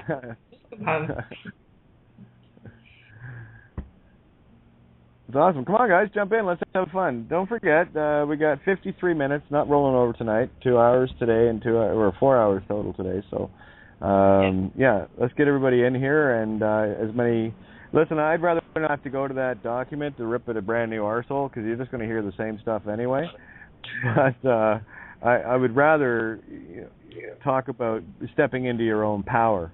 And that's really what we're talking about tonight. And I'm hoping that I was able to, illustrate that with that phone call and hopefully, maybe, just maybe, inspire one or two of you to say, yeah, I can do that. I can stand my ground. I can start calling around and have some fun with these people. Start calling them out. Because every seed you plant when you do that is one you can never take back. It's planted. Done. Yep. Yeah, those little programs, throw a spanner in. Basically, that's what you're doing in the program. Just chuck spanners. Exactly. We got Shaman Bling or Shaman Bling, whatever you want to pronounce, and 480, your mic's open as well. So everyone, just don't wait for me. Hi, this is Shaman Bling. How are ya? So can I get this right? So if I lose the legal paedophilic fucker, as you call it, I'll be completely outside the entire legal system, all religions, the crown, and basically 100% responsible for myself and everything in my life and everything that I am. Yeah, sorry about that. Hey, it's Strawberry. How you doing? I know the voice. You can't get away with that. But yeah, isn't it funny? So, well, here, let me ask you, how did you enjoy that little phone call? Did you get to hear it? Yeah, I did. Yeah, great. Thanks to get home. Absolutely perfect, Kate. Gets the job done, doesn't it? Yeah, you're doing it beautifully. You've been doing it from day one. Oh, mirror. Maybe give everyone that, because I know we're getting new people every day at this table. So maybe if you can, give a little background as to how to take control of the courtroom and chastise judges and shit. Just know who you are. Well, no, obviously that makes it sound simpler than it is. There's a process you go through. There's a whole process. But it all starts with learning the information. That's the key to all of this, is learning the info. You've got to get yourself wised up. Bottom line, I would be ready for what I did if I hadn't have done all that. I needed to read the information on your site, Kate. I needed to get to know who I was a lot more. I thought I did, but I realised I didn't. So, yeah, I'm growing and learning, and I got into that court and I knew who I was at that point. It's just, you know enough, you know who you are, and you just let it unfold, and it unfolded, and it's beautiful. I'll tell you, some interesting stuff going on here as well. I had all the freemen in Penzance come and see me the other day. This is a society. I met a couple of them at the Water of Life Festival that I'd mentioned to you earlier on. Just a beautiful occurrence. Dee phoned me about the blue and said, there's 4 guys want to come over and see you, and I think 5 of them turned up in the end. And they're freemen. They've been running down the whole freeman route. They've been in the local paper recently for doing protests in car parks and things. And basically, they'd heard of the story. They've heard of me. And they're just blown away. They're going for it. And they've asked me to come down and speak at the next meeting they've got. And also, Max Egan's coming down here next week as well. So I'm going to meet Max and have a chat with him, see where he's at with it all now. And, yeah, just go from there. Let that one unfold. Cool. Exciting, really. Awesome. Now, that's called getting it done, baby. Yeah. I didn't have to do a thing. They came, once the word's out, and because I'd met them, they just saw that it's just the right thing. And these guys are right on the edge, like most of the freemen are. But, they're good-hearted people. All of them, they're popping all over the place, as Indy were talking and saying the understandings that we'd come to now. And they get it. They really get it. And they've all gone off, and they know all of the freeman societies throughout Cornwall. So this is just going to go very quickly up the line. It's bringing the in, and they've realised it. They're getting it. See, and this is exactly the point I've been saying all along with regards to the free man, and I don't care what it takes. Yeah, and you've heard me, and it's about getting. If I can get a goat to get someone to show up and at least take 10 minutes, have a chat, to have a look at what's really going on here. I'll tell you, the people that are in the free man or sovereign citizen patriot mindset that are that compassionate being, which I know they are, because you wouldn't be protesting otherwise. Once you get this, you understand that there's no fights, and that the only thing holding this system up is the illusion that you're trapped in. So they're the ones that remember, it's the fist fight, hold the light, carry out the dead. So they've left to carry out the dead, and they've been hanging out in the fist fight just a little too long. And once you've had enough of the fist fight, that's when you hold the light. That's where you stand, like Strawberry. Yeah. Like, Open mic, somebody. Yeah, we got a lot of background noise, guys. I don't know whose phone or Skype it is. Just let you know. So if you're not talking, mute out. That helps keep the lines clear. Sounds like somebody's driving. Yep. I like the idea, talking of driving, of what Mark came up with yesterday about the bus around the UK. That sounds fantastic. That's a great idea. Yeah, did you see the picture of the bus on my Facebook? I haven't. Someone did. I didn't know. Sorry. Beautiful big double-decker bus picture, painted pink with Babylon is fallen on the side, and lose the legal name, and I forget what else on it, but it was done beautifully. But could you imagine? Can you imagine? Yeah. I can see it. Yeah. You crew that with strawberries and D lights, and you got some serious shit going down. Something else I might think into all of this is, I told you the other day, my friend Chris came round. He had the T-shirt on with the pile of the mountain of cups with a stick man at the top with a flag. He stayed for a couple of hours with me. He was quite down when he came round. He'd had some problems going on, and we just got into a really nice mellow space with each other. And he ran down a story of something he's been up to, which he went up to Scotland and had an amazing time with a lady called Catch, like Catch It All, you know, or Off the Catch. And this girl's got this idea of taking cattle from Scotland and walking them down to the heart of London, taking them into the city.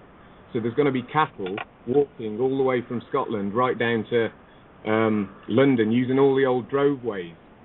This is the idea they've got. A few of them, they're all musician friends of mine, and got involved with this lady. And what they've realised is there's huge legislation, obviously, and the cows have to be, in quarantine on each field for 13 days, interestingly enough, again. So we've got another link in there. Now, obviously, Catch has had a really hard time with all this and has realised that she just wanted to give it all up.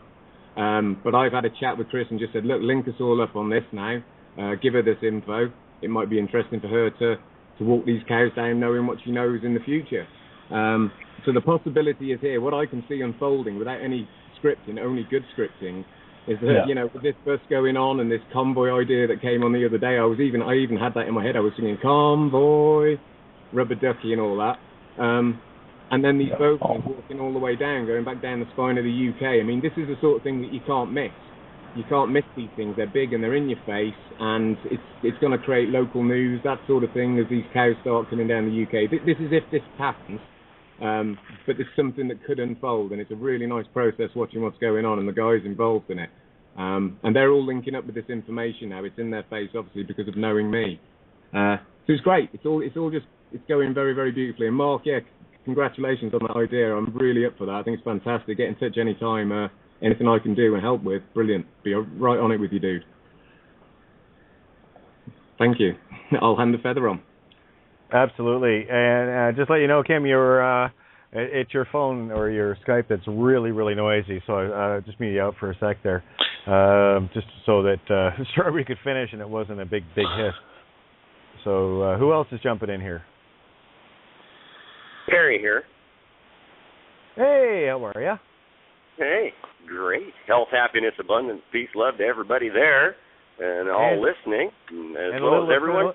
A little eternal grooviness, too. That works. Yeah, we'll throw that one in on top. Yeah. But I've been having so much fun. I am an ex-free man guy that you're talking about, get rid of all that crap, and I've had so much fun burning all of the crap that I have, because it is pretty much, you've said before, we've never made a mistake, but it's this information, though important for learning, it's not necessary. So I've just been burnt. I used to drive around with my fee schedule in there. Well, wait now. I don't have a common law copyright on my name and any variation thereof, so I burned it. And a fee schedule is pointless because I wish no harm. It's been so fun going through, and boy, I tell you what, the house is getting cleaned out really great, because I saved all of this stuff for reference material and all of this, and just burning it and getting rid of it is fantastic. And I had to tell myself over the last on and off couple days to stop, not burning stuff, but, just worried about money and worried about, I need a bag of dog food for the dog. And, where am I going to get gas money from? And I just said, stop. The universe got me. It has me. And it does. And all of a sudden, phone calls are coming in and, hey, can you come and help me do this? Do you mind if I pay you with cash? And I say, well, that's great, because I don't have any way to cash a check. It just does. It's amazing. And I have to just thank you and thank everyone at the table for all of the stuff that they've shared.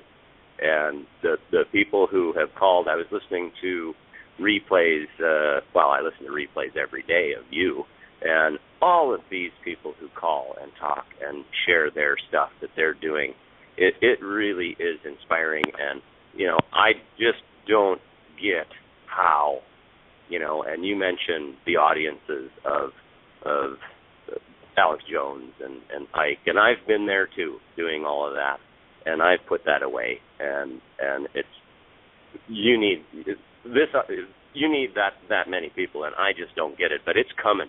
It really is, because I'm handing out your documents that I printed off of your stuff there, the police stuff, Attention Legal Department, Babylon's Fallen, all these different things. I give them to the guy at the gas station. I give them to someone standing there on the side of the freeway, homeless, need help. I hand them $5, give them a piece of paper, and have them read it, and all these different things. My neighbors are losing their homes, and I say, listen to this. Just do it. Stay there. Stay there and do this. Just give it a listen. Well, the jury's out. Some do, some don't, some aren't really interested. But I thank you. I thank you so much, and I thank you for everyone at the table. And it really, it's a blessing. How the universe is operating through you, not real sure, but I appreciate it. And I'm not sure either. I just kind of do my thing and hang out here, And that is so awesome. Bless you and bless everyone that's listening, and thank you so much, and carry on. I know you get a little bit disgusted once in a while with having to repeat, but it's working. You're getting through. It's okay. You know what? Yeah, at the end of the night, I end up finding a movie I like, and it can be in it anagogically, and then it just kind of goes away. And I do that with myself too. It's like I do get it, and some days it just gets so boring, and that's all. It's just really boring, and it's like, how many times do I got to say this? But I'm going to say it as many times as it needs to be said, because obviously it hasn't been said enough. So I'm just going to keep doing it until it has been said enough. And the point you made there with other people coming in, this is why I want people at this table that are walking this stuff. And I don't care how big or small the victory might seem to you, but I'll tell you, that baby step, that might be a canyon jump for somebody else. And that's all they need to hear from you, something that is familiar to them. I mean, I've got my life path, and I've laid it out pretty clear to everybody on the air, but not everyone not everyone is that open at the table, not because they're not open, it's because it's just I'm here all the time, if you know what I'm saying. So I have a bigger opportunity to convey that.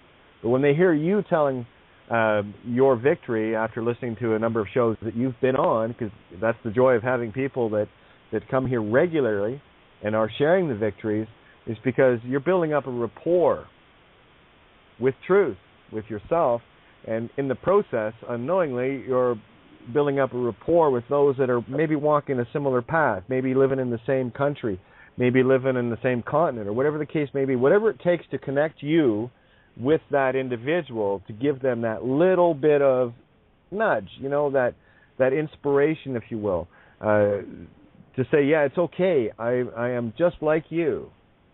Come walk with me. I'll show you how I got past this, and we're all doing that with each other. And the power each and every one of you wields, when you bring something to the table, I've already told you, there is nothing I love more than bragging about you. Look at the superstars in my movie. Holy shit, did I cast an all-star show or what?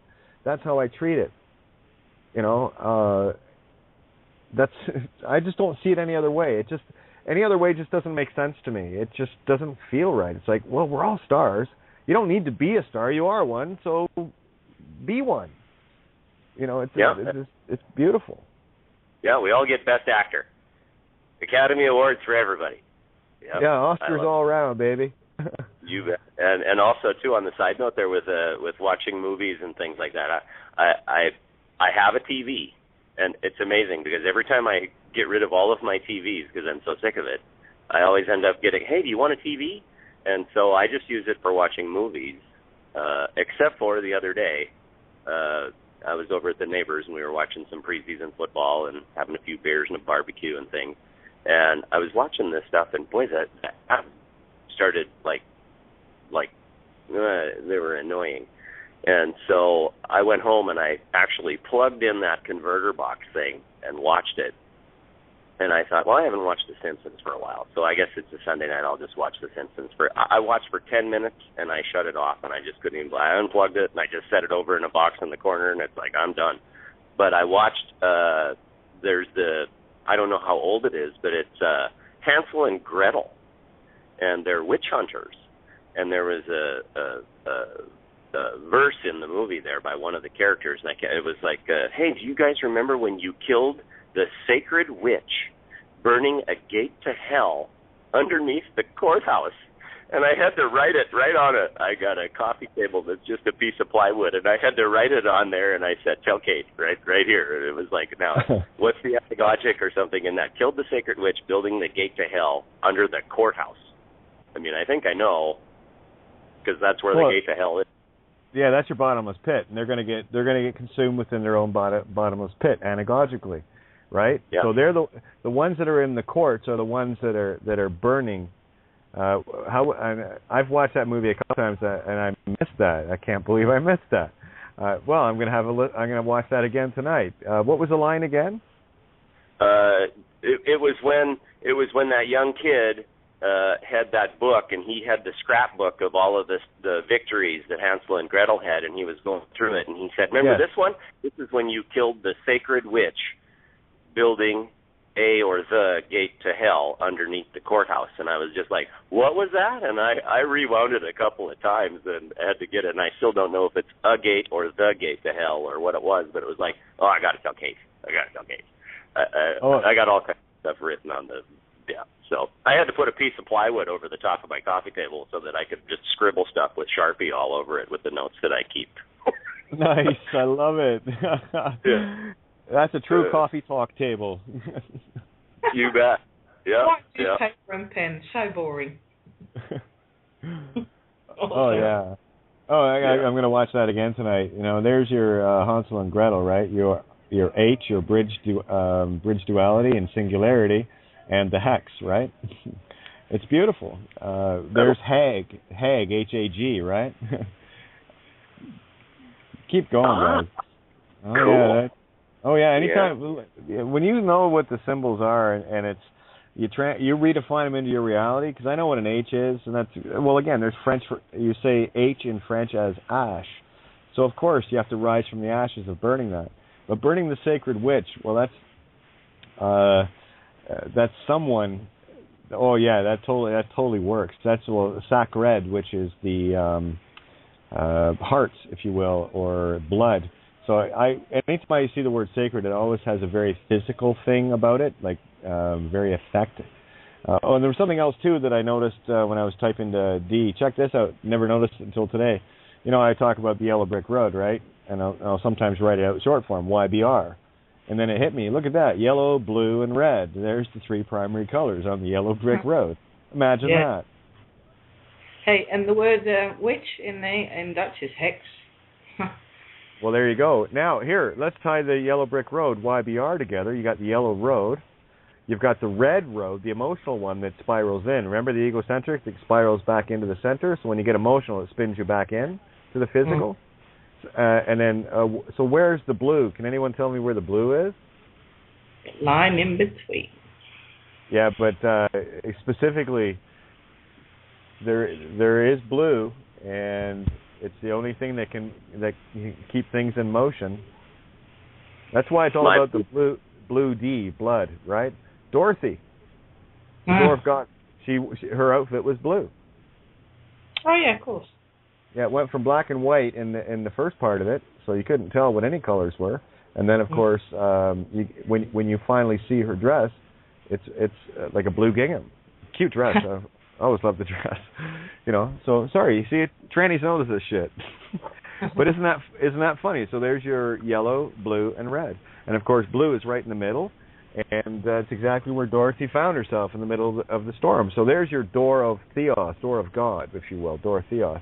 And of course, when she brought everything together, she had her Toto genre, which is Toto, full character, right? And there's your 2-2, as in 22. 2-2 as in the quad, the 4, and it all plays out, and there are so many beautiful layers in that movie alone. I got to say, it's my all-time favorite for anagogics, and there's yet another one. Yeah, they've been telling us for a long time on what we're being taught. I think we're being taught what not to do, and they just keep pounding us with all of this, whether it's you know a new presidential executive order or whatever and all that. They just keep pounding us until we wake up, because I think they're there for a reason. They're here teaching us on what not to do. Just my feeling on it. You know, we got to go through this I think, to elevate to that next level of the consciousness or whatever it is that we're on our way to, but we're definitely on our way. And today, I had two friends of mine helping me finish up a job. I had them running paintbrushes and wheelbarrows and let's get this thing done. But on the way, I just pointed out to them, hey, take a look at that. Notice everything's in capital letters. Notice all the street signs are in capital letters. Do you know why? Why is your driver's license in capital letters? And they were looking at me and they were like, you're right. And I was like, why is your SRP, your electric bill, in all capital letters? And why is all of this stuff going on? What's going on with all the capital letters everywhere? And then it's election time here in Arizona, and all these people have all of their billboard little signs on every corner at the stoplights, elect me, elect me. All their names are in capital letters. And it's awesome because the first letter of their name is a capital, but it's larger than the rest of their name, but the rest of their name is it's smaller, but still written in all capital letters. And I was like, why is that, guys? And they were looking at me and they were saying, what are you talking about? Hey, that's cool how you're pointing that out, but I don't know what that means. And I said, Gaia with .wordpress, go check it out. And then I handed them my folder in my truck because I keep several copies of all that stuff for the police and for all this, that, and the other in there. And I said, well, here, have a quick read on the way to the job. And they're looking at me and they're going, where'd you get this? This is so cool. And so, yeah, it is. It's catching fire. We're waking up, and it is. It's, if you see Piscean or the Age of Aquarius, when you see the man with the pitcher of water, follow him where he entereth in, or I may be wrong with that quote or whatever. But yeah, there it is. Got to enter into the house and go to the upper rooms. And you see, for me, anagogically, that fits perfectly for me, from my perspective in my game piece, being that men didn't carry water back in those days. That was the job of the divided society, making women carry water. So there's an anagogic there of what's this guy doing carrying water, when that is just meant to be the anagogic allegory of one who is complete in terms of the masculine and feminine, because you have both energies there. The man doing the woman's job, carrying the truth, and so that's both get brought into that allegory together. So that's all I see in my game piece as being in that motif, and that one resonated deeply when I first got that from Bill Donahue. And I mean, these were the things. Remember, my focus was on trying to figure out, well, what's wrong with me, right? And I'd got past that part of it, but that habit of a few decades of looking to be wrong, you don't break that one too easily. So you're constantly in a state of looking for these things to, lack of a better word, to justify still trying to be wrong about me. And so this is how I justify not being wrong about me, and it's beautiful. So and that's the Aquarian water bearer in each and every one of you, because once you understand that you are both masculine, feminine, spirit, the itself, the is, then the whole meat stick physical body illusion is no longer effective. And please don't go on this lightly when I say, for anyone that is talking about if you ever interfacing with a cop, I mean, the automatic assumption is that, well, if you have a vagina, you're a girl, and if you have a penis, you're a boy, and that's not true. That I know to be not true. But it's a divide and conquer, and if they can convince you that you're one or the other, then they have you divided in the physical, thus divided against yourself. A house divided against itself cannot stand. So do not be divided against yourself, being convinced that you're only one or the other, when in fact you are spiritually perfectly both. The perfect androgynous, the perfect Hermes Aphrodite, the wisdom and love brought into balance in the spiritual realm. And remember this, guys. This is why I pull so hard to get everyone out of the physical motif, because you're trapped in the illusion of the false light. And if you're dealing strictly in a physical, you will never see what cannot be seen until I show you. And that's all I'm trying to do, is to show you what is so blatantly obvious but is out of view because of how we've been brought up, how we've been, conditioned. Look at the stigmas that get placed on anyone that is of the LGBT community, and how that's been railroaded for so many years, discriminated against. And these were all the allegorical clues. And isn't it funny that the last group to show up were the transgenders, right? And I am most grateful for all those that walked ahead that took the heat for me. So that's why I don't bitch too much, because there's a lot of people that suffered greatly, took the heat for me in the LGBT community. So I have nothing but gratitude, because what they have done is they actually made my job easier, not only to be me, but to be able to carry that pitcher of water and balance it properly. And that's what each and every one of you are. You're all the Aquarian water bearers.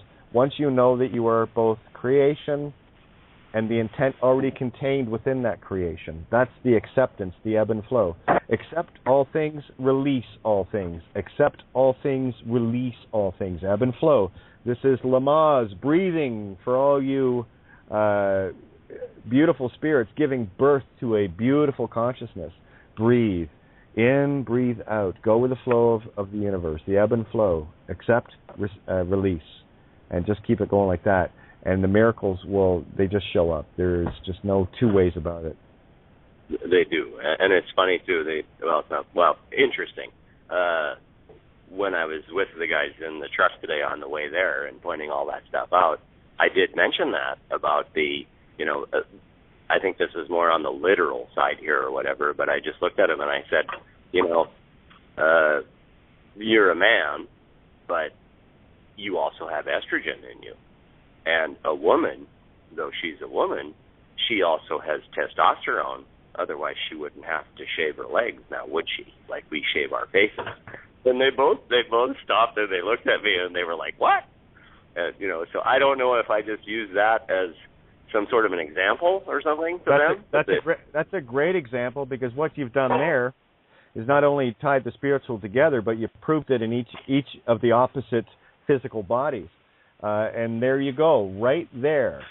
What makes the hormone that for the feminine is the estrogen, contained in both males and females, and that which is the masculine, contained in both males and females, is the testosterone, which I've always, I treat it more like a poison than anything else. I call it the angry hormone. So you got to get that one in check as well. But that's a beautiful way to put it for people, because it really opens the eyes up. And look at the stigma that we have on this whole male female. It's just who are you? I'm playing my role because I know who I am. I am of pure divine feminine source. The intent will come later. I'm good. Yeah, and here, one more thing. I'm going to skip over, and then I'm going to let everyone else talk, because I know I'm taking up a lot of time, and I want everyone to get their share.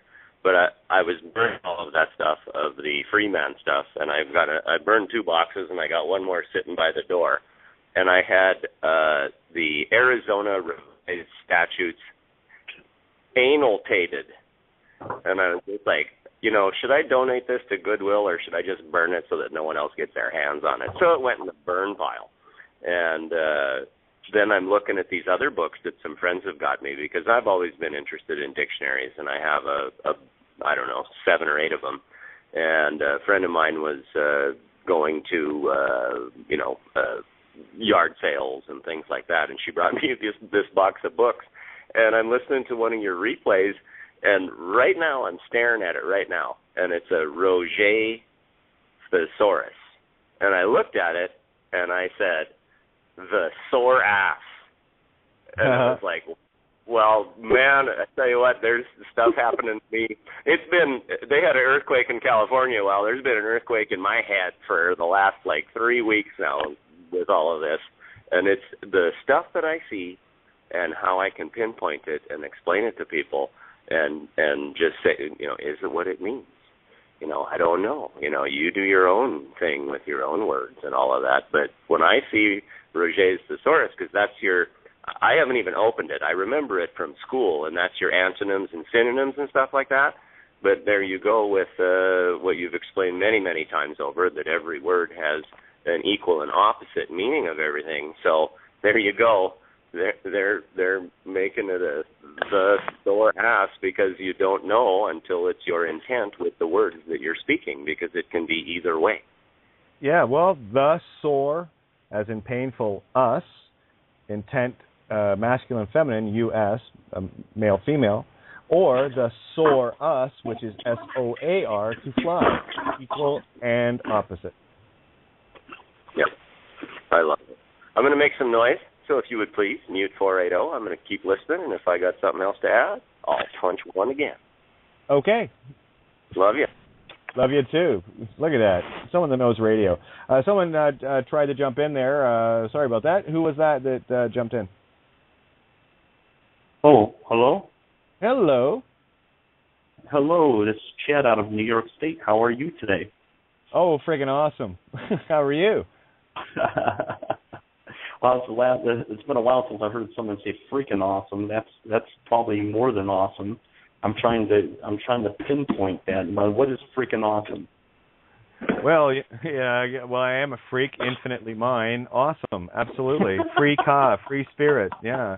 I used to laugh when people said they'd give me shit for saying, "Why do you call yourself a freak?" Well, because I am. I'm a free a free spirit.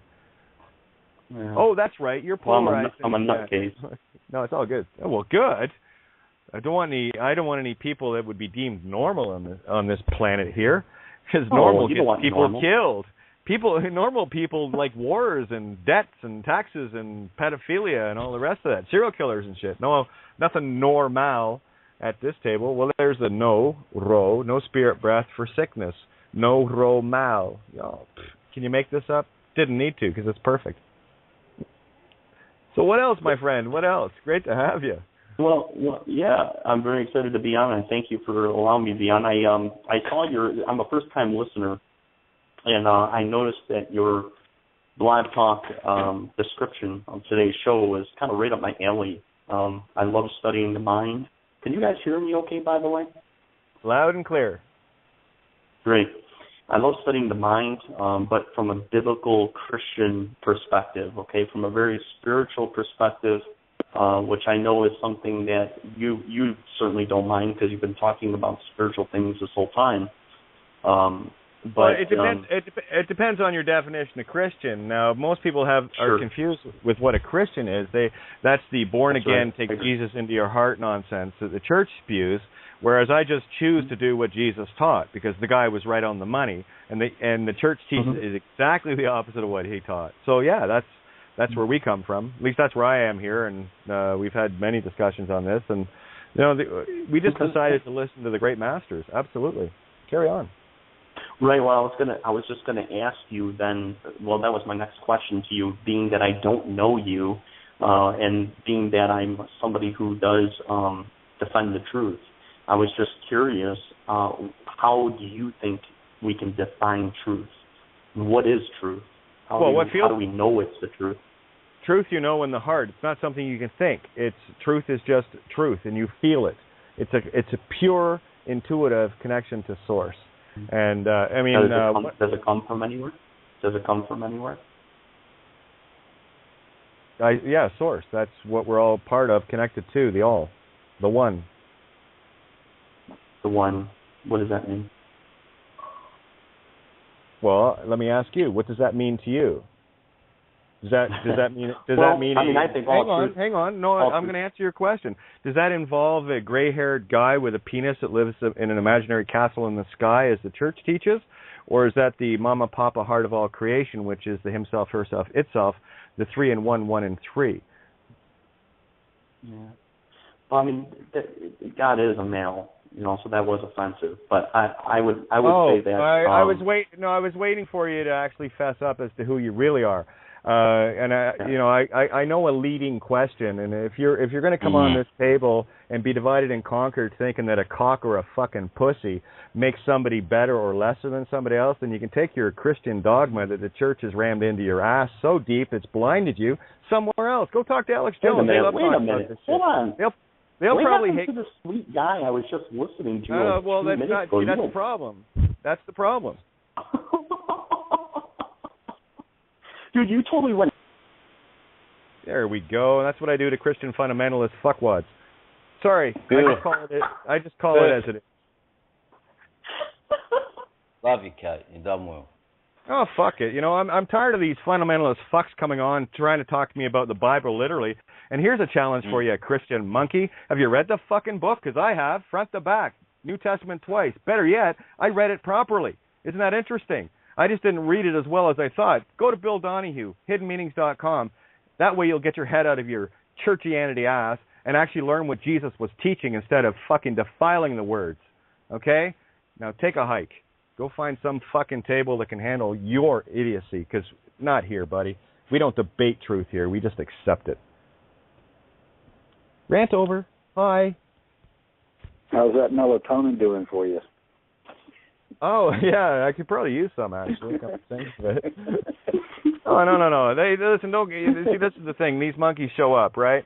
And you heard the leading questions. Was it just me, or was everyone feeling where this monkey was going? Don't you ever fucking dare come on this table and think you can lead question a fucking radio host, because I feel you before you open your mouth. And I hope you're still tuned in here, Jay, Christian boy.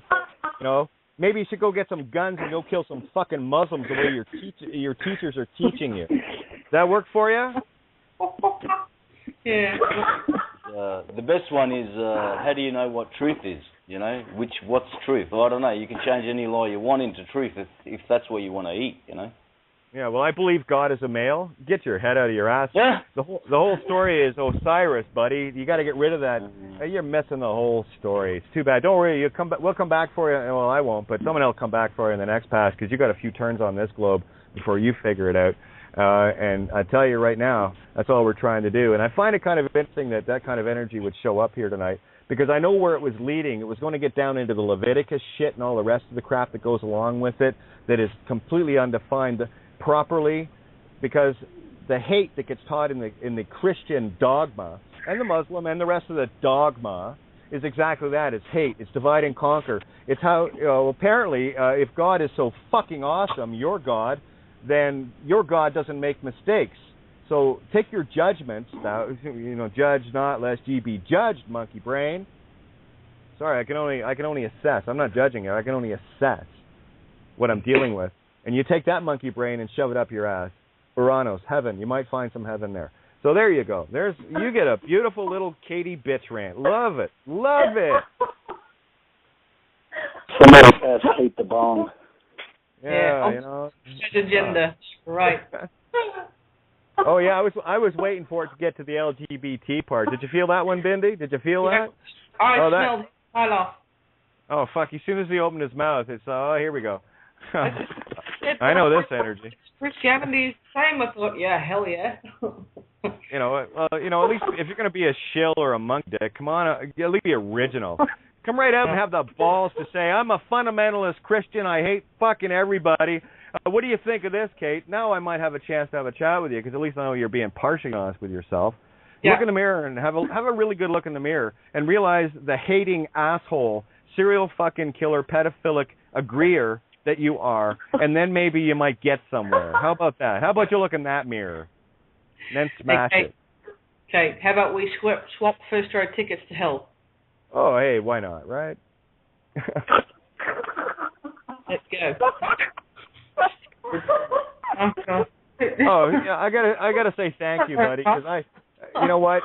I've had a few people text me in the last few days. When are we gonna hear a Kate bitch rant again? They're fun. Well, I said I don't know when one shows up, and one showed up. So I have to say a great big thank you, because you just made a lot of people happy. Because every so often they like when Kate goes into the bitch rant mode to have a little bit of fun with your monkey fucking. There we go. Love you. And by the way, you should see the strapless I got on. It's fucking drop dead, and I guarantee you'd be staring at my ass. There you go, pseudo-Christian boy. How's that? Fucking crazy, man. Oh, I take offense to that. I know. Did you hear that shit, man? Oh, really? I'm sorry. Your ego getting in the way there, buddy?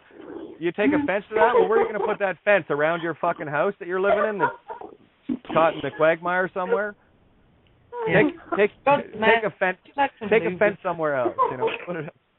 Jesus, Lord Thunder. Oh man. It's buddy. Precisely the type of people that need to be they need this information the most, I think. Oh, I know.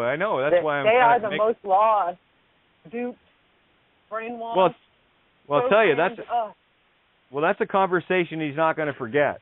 So there you go. That monkey and a kangaroo is going to be jumping around in his head for a little bit. Maybe he'll see his own hate. Who knows? Hopefully. If not, well, enjoy the round trip. It's all expense paid. It only costs you your soul. Let me jump in here a minute. I remember back when I first became a Christian in the Baptist church in Georgia. And, they call you up front, and they get this inspiring sermon, and you feel this overwhelming feeling that you want to, join the church. And so you go back and you sit down and you talk to one of their elders, right? And they have you sign a card. And I didn't really realize until years later that by signing that card, that membership goes to the Vatican. And that's really a check. Is it not, Kate? I mean, that's a way of, I don't know what it is, but I know they had me sign a card, and I thought, what are they having me sign the card for? Well, what that's doing is that's getting a soul contract to go through the church, and what this guy that was on doesn't understand is the very dark principality that he thinks he's against is actually that which he's supporting, because it all clicks back through and all feeds that soul energy back through. There's a reason why the Vatican has telescopes pointed at Orion, one of them being called Lucifer, buddy. I'm not Catholic. It doesn't matter. Your church, your Christian church is based on it. Every Christian church, Muslim, all the rest is all based on the same stuff. You might want to do some homework. And by the way, you might want to read the original Jesus story. There's a few versions of it. Krishna, Buddha, Zoroaster. There's lots of stories on it. So. Yeah, and you know that cross is a copyrighted symbol, and the Bible, of course, is copyrighted, and if a church is going to be a 501c3, in order to use those symbols, they have to be a 501c3. So when they say they're non-denominational, that doesn't mean they're not 501c3. Right now, hang on, guys. Sorry about that. I just unmuted the mic that someone was talking. If you put your hand up, make sure it's quiet. Thanks. I'll try again. Hang on a sec, Richard. Sorry about that, guys. Okay. Oh, that's okay. Your mic's open again. I had to turn down the radio. That's okay. It's all good. Carry on, Richard. Yeah, it's a tax-free status, and the only other agency in the world that doesn't pay taxes is the government. Okay, so the church and the state is one and the same, and the God they serve is on the dollar bill. Period. Done deal. Absolutely. God, G-O-D, that's the hex of the womb of creation in the mirror.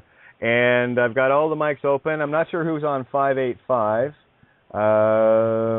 because there was two numbers there. By the way, if you're a new caller, I want to know what your area code is, just to make sure. Because if someone's going to come in and pull that kind of a stunt, you're not even going to get that long to talk, because we don't deal in hate at this table. What I do is I mirror your own hate back so you can have a look in your mirror. Because I want none of it. You don't come to my table and shit on it. I didn't come to yours. So sorry about your luck. It's the way it goes. Now, we've got about 9 minutes before we roll over. We're going to roll over for a little bit because that rant was just a little bit inspiring for me to make sure that we get these points across tonight, especially for people like that need the help the most because they are mentally deranged. And we know that. It's not a believing. We know that because you can't see what's really going on here, obviously, because you're still caught in the quagmire and web of some pastor or minister that sold you a bill of shit. Sorry about your luck. But anyway, we've got 8.5 minutes. 661. We got room for 5 callers. 661-467-2401. And the Skype number to call in is BTR listener 058. And we'll roll over until this energy dissipates, but I know we need to get this out and get rid of it. Okay, so... carry on. Hey, Kate, I was one of these religious fanatics in the past. So, I was Jehovah's Witness and all this other bullshit. So I see where this guy's coming from. And I'm sorry, I don't mean to name call, but, you just got to look at it. That book is very powerful, and stop looking at it like it's just a history book and look at it in a lot of different ways. And Bill Donahue will teach you that there's just incredible different ways to look at that beautiful book. And you don't have any hate in the thing, but don't just come on a show and you read the Bible literally. I think I read it literally 3 fucking times, and all the way through the New Testament another 10 times, and Psalms and Job and all this other stuff nonstop. I studied it, right? I didn't know shit about it until Bill Donahue said, "Oh, here's how it works out. You've got 12 of everything, you see, and you got the moon, you got the sun, and look at you got the sun dies at night. My God." So anyway, back to, because I did all that shit that guy was just doing. So I'm just trying to clear that up with anyone else that's watching, listening to us. Is that I did the same shit. Well, here's my background real quick. I was raised staunch Northern Irish Protestant. Very heavy, rah-rah the Queen, rah-rah the Orange, rah-rah the Masons, mom and dad. Okay, so I was brought up that way, and then, of course, spent much of my time as a youngster in Baptist church, not a Presbyterian, but in a Baptist church, and I did some time at the Pentecostals as well, all in the search of looking for myself. And one of the things that I learned very quickly in those churches is you will meet more two-faced, backstabbing pieces of garbage because they get the get-out-of-jail-free, God forgive me card every Sunday morning after they fucked the neighbor's wife the night before type of people. And that's the only type of people I seem to run into. Because I'll tell you, anytime I needed help as a kid, and there was a lot of occasions, no, they were all great until, oh, no, you need something? Well, I'll be over here worshiping God in my mansion, and it was... And how about that empty building sitting there all week long? They use it, 2, 3 hours, 5 hours, maybe a week, and it sits empty the rest of the time with the homeless people standing outside looking for a place to crash. Freezing. In the winters, freezing. And these buildings, they don't turn the heat off all week. That heat's going all week, and that's... You see, this is where I've just seen one too many videos of these churches that claim to be this and claim to be that. And they're so hypocritical because they've been taught to be. That's what church teaches. It teaches you to be a hypocrite. Oh, don't worry, you can fuck your neighbor over. Just ask God for forgiveness. And then you'll hear, well, that's not how it works. Well, apparently I know that. Apparently people take that a little too literal. You might be waking up from that trance, from that coma, thinking that you got I can screw everybody. I'm better than everybody because I've got Jesus as my Savior. Buddy, Jesus was telling you need to be your Savior. You need to be Christ. You need to be of the Christ consciousness. If your eye be single, your body will fill with lights. Talk about meditation. That's the only place to go, not going to church on Sunday. I was Jehovah's Witness, too. I was a Bible student. I had all this crazy crap here, and it's nonsense. It's all it is. You go inside, you meditate, and that's where you're going to find your answers. And Totally. You're here. I mean, this is your place here. And these people dare to come up and ask you questions, and you're like, oh, well, I must be Bob or I must be Kim or whatever. No, man, this is your, act like you own the place because you do. And do it with benevolence, do it with love. I mean, for anyone that thinks I was harsh with that guy, no, not at all. Sometimes it takes a bit of a rough, rub against the grain to really wake somebody up, because that was done with the most benevolent, unconditional love. Because I'll tell you, if that doesn't spur a reaction within that being's spirit, nothing will. What's it say about the wise man? The wise man's going to take a Katie bitch slap and learn from it and grow from it, you see. But the fool, won't even pay any attention. Totally agreed. Yeah, we got a full board now, guys, so... anybody else want to jump in here? Hi, Kate. I do. How are you, Kate? Good. How are you? This is Michael from Richmond Hill. Yeah, I know the voice. Oh, okay. I just wanted to make a comment on the religion. One of the things I ask people is, what does every church, synagogue, and mosque, all have in common? And if it's posted on every wall, it's the business license. And I make them think that if you need a license to practice your faith, something's wrong.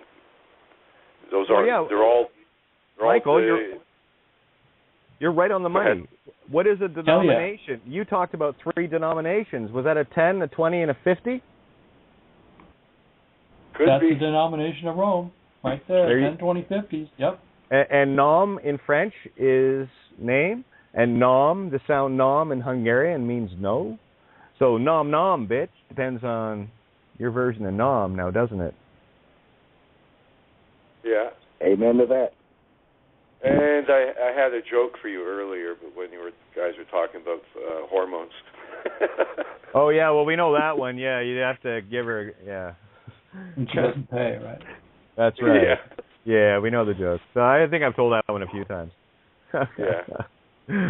Yeah, nothing like getting a good kick in the Kundalini. You know what I'm saying? There you go. See, the anagogic people got that joke. I had a friend of mine come out of jail after 10 months, and the courts there, they gave him such a rough time. And every time they tried to hold a hearing, he would just talk over them and refused to let them get anything on the record and say, you're not working from the proper book there. You should be working from the Bible there. And they just one day kidnapped him and held him for 10 months, and then next thing you know, they just throw him out on the street, say, you're free to go. Funny how that happens, eh? You're going to be seeing a lot of that coming up. Watch the innocents getting tossed out. Watch them getting tossed out of hell. This is the power you wield, people, and you think you have to go and do something? No, you just have to be you. And by the way, B is Christ consciousness 13, you, which is intent already in you. Get it? This guy did, and he knew nothing about the legal name fraud. But he knew who he was in the sense that I don't care who you are, you're a bunch of criminals and you just kidnapped me. And he wouldn't back down. Well, now he's got some information, and I have, like I said, no problem walking forward now with starting to put some of these monkeys behind bars until you get enough of them. The rest of them will either wake up or run for the hill. Yeah, we're shaking this down to the foundation. You remember how Rome left no stone unturned in Phoenicia? Yeah, well, I'm Phoenician. Yep. Mirror fucking mirror. I'm leaving no stone unturned in Rome. You won't even know it existed. We could turn the cop cars back into taxis too for a while, so that'll be helpful. Yeah, they can use the lights and whatever. Take all that. That poisonous stuff. Take all the poisonous tetrawave computers and radar guns and all the rest of the shit that these guys don't know they're frying their own brains with. Get that out of there. And, well, of course, there'll be no meters because you don't need to be telling the cab driver where to go in this town called reality. You just let the cab driver take you. So that's you know what? That's a great great alternative use for them. So at least they'll have something to get up to go and do in the morning until they figure out that they're actually of creation. And we don't need to do that. It's funny. Yeah, we just turn them into cab drivers right there. Hey, you can keep your car and everything, but the deal is now you just go and pick people up and take them places, and everything's cool, but that's what you're going to do for a while. Exactly. Now, someone else jumped in alongside Michael there, and I'd like to, I know we've got Web Freakish here as well. All the mics are open except 480, because, he's dropped off. No worries there. Anyway, all the mics are open then. So whoever hasn't had a chance to jump in now, please. 461 area code. Okay. Yeah, okay, there was three of you jumped in. So tell you what, you guys fight it out between the three of you, okay? So I'll wait. You figure it out. And let me know. Mike Davino, staying silent. Okay. So, Mike, we'll put you at the end. Who of the other two? Great. You all spoke at the same time. So who's going to let who go first? Please, I tried 3 days. Okay, there you go. Go ahead. Okay, my name is Web Freakish. Well, obviously not my real name. Obviously. I do like it though, and I think that's a great handle to have. Thanks, Kay. I go by Illinois. I love Illinois. And I've been trying for 3 days to get you to say the number so that I can dial in from Skype, because I can't dial. I don't have credits on my Skype, and I'm in South Africa.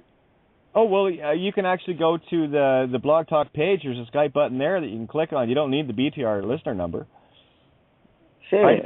I just do that as a convenience because it saves a couple of windows that pop up when you that they have to go through when you Skype in through the Blog Talk page.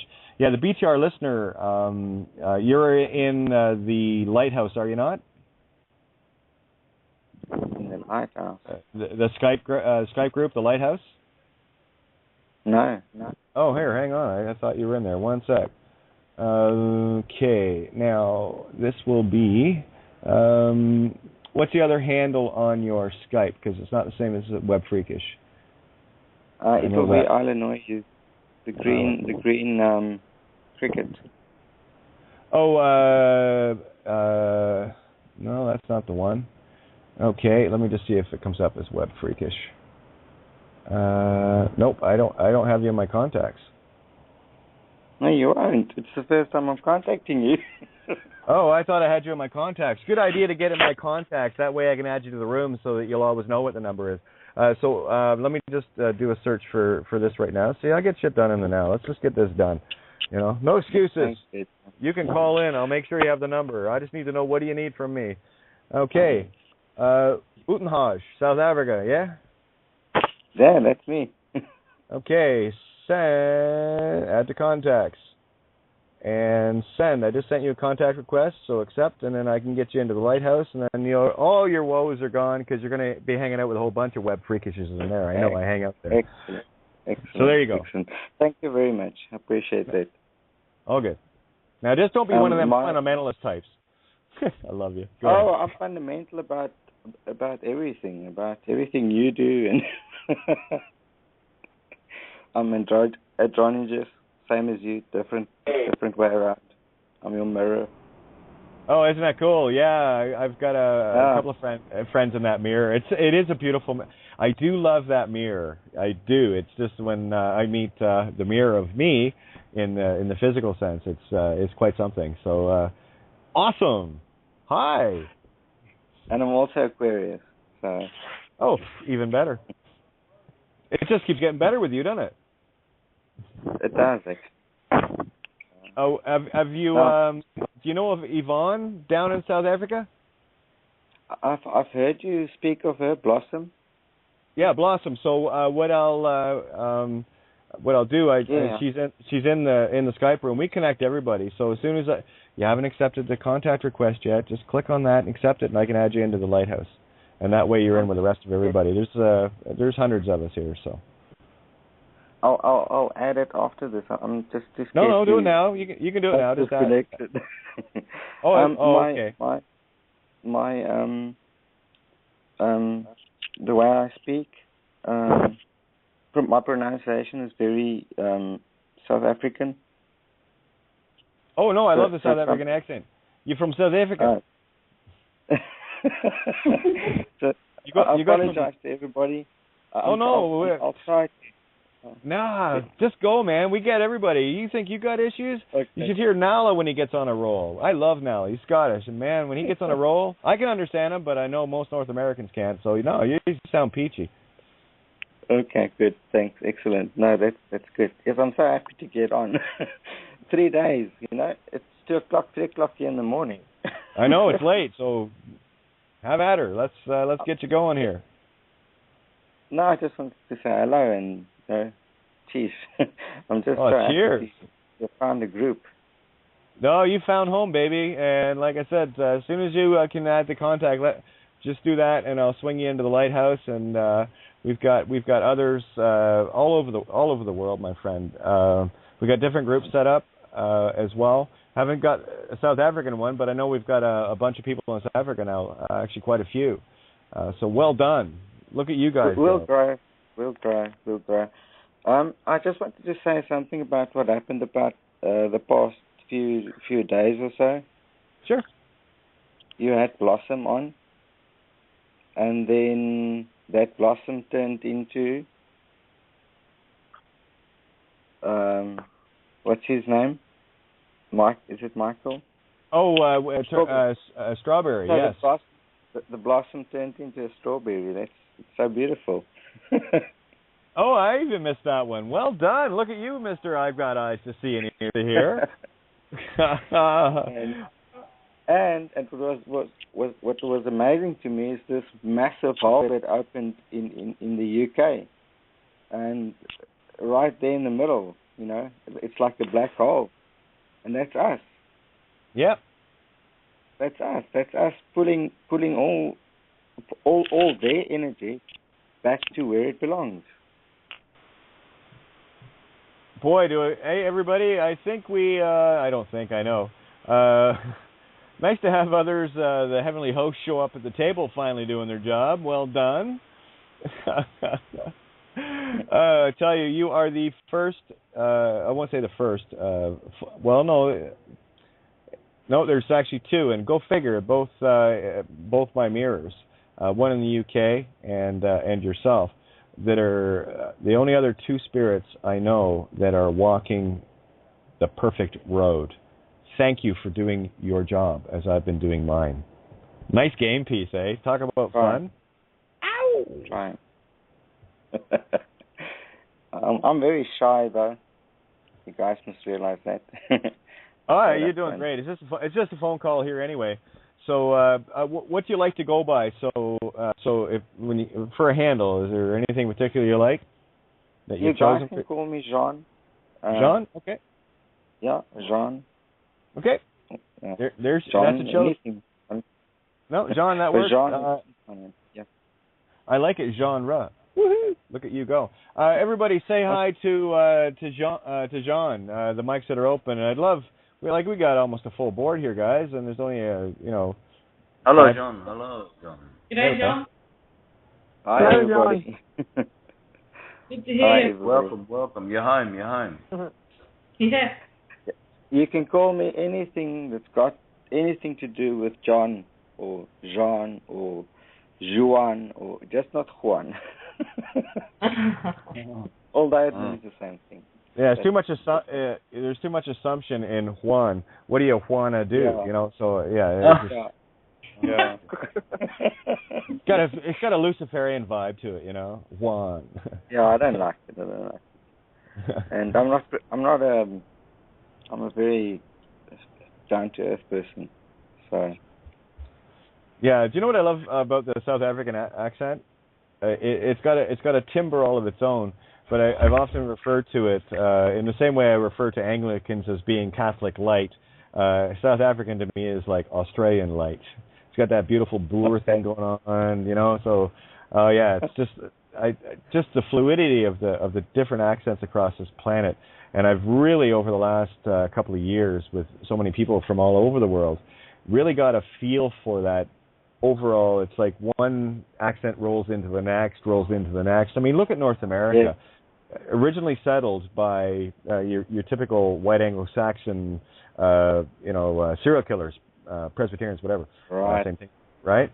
And with that English accent, typically, only to have look at the New York Bronx accent. You've got Boston, Mass. Boston, all the eastern states, and then as you go down a little bit further south, you get this kind of a thing going on, and then you get on down into Mexico. Hey man, how's it going? That kind of shit. And it just does this beautiful. It's like water. These different accents, they just flow like water, one into the other and back again. Yeah, it's like different rapids. Different rapids. Same. Yeah, well, what I don't get, and it has to be mainly because of English, Scottish, Irish, but the Australian accent is such a, ladies and Bruces, put your hands together and give a great big outback welcome to Kate of Gaia, that kind of thing. Fucking oath, mate, that stuff. Love that. But tell me exactly where does the Irish accent fit? Yeah, where does the Irish accent? Yeah. Considering that Australia was inhabited mostly by Irish criminals that like to feed their family and stuff by maybe stealing a potato or something crazy like that. Yeah, I heard that. Oh yeah, my band Athenry, that was named after the town where they shipped everyone out. The fields of Athenry you could see from the harbor, and that's what the song's about. And it's about shipping out Irish prisoners, people that were separated from their families forever, for like taking a loaf of bread or something stupid like that, and they would ship Botany Bay. They ship them to Botany Bay, but anyway, isn't that an interesting thing though? You got the Scottish, the Irish, the English, and other mixes going down there. But I'd have to say, based on my own knowing of history, the Irish are predominant in terms of getting shipped south. Yeah. Listen, Kate, I wanted to ask you. You're into music. Have you ever heard that song by Parrish and Tupano? It's called The Royal Falcon. No, I haven't. Oh man, you must hear it. The Royal Falcon. Is it online? And then the other one, yes, you can find it on YouTube. And then the other one, also by them, is one that I think will relate more to us. Is Astronaut. It's my most Royal Falcon is my favorite, but I also listen to Astronaut because of the meaning of what it says, that I'm a lonely astronaut looking at this planet, and just go listen to it. I'm not going to give the whole song away. I've got it here. Parrish and Tupano, The Royal Falcon, 1987. It's the whole album, so I'll definitely have a listen to that tonight. And I'm going to tell you why. Here, I'll show you a connection. When I was typing in the Royal, what I was looking for today was to find that video again about the Royal family.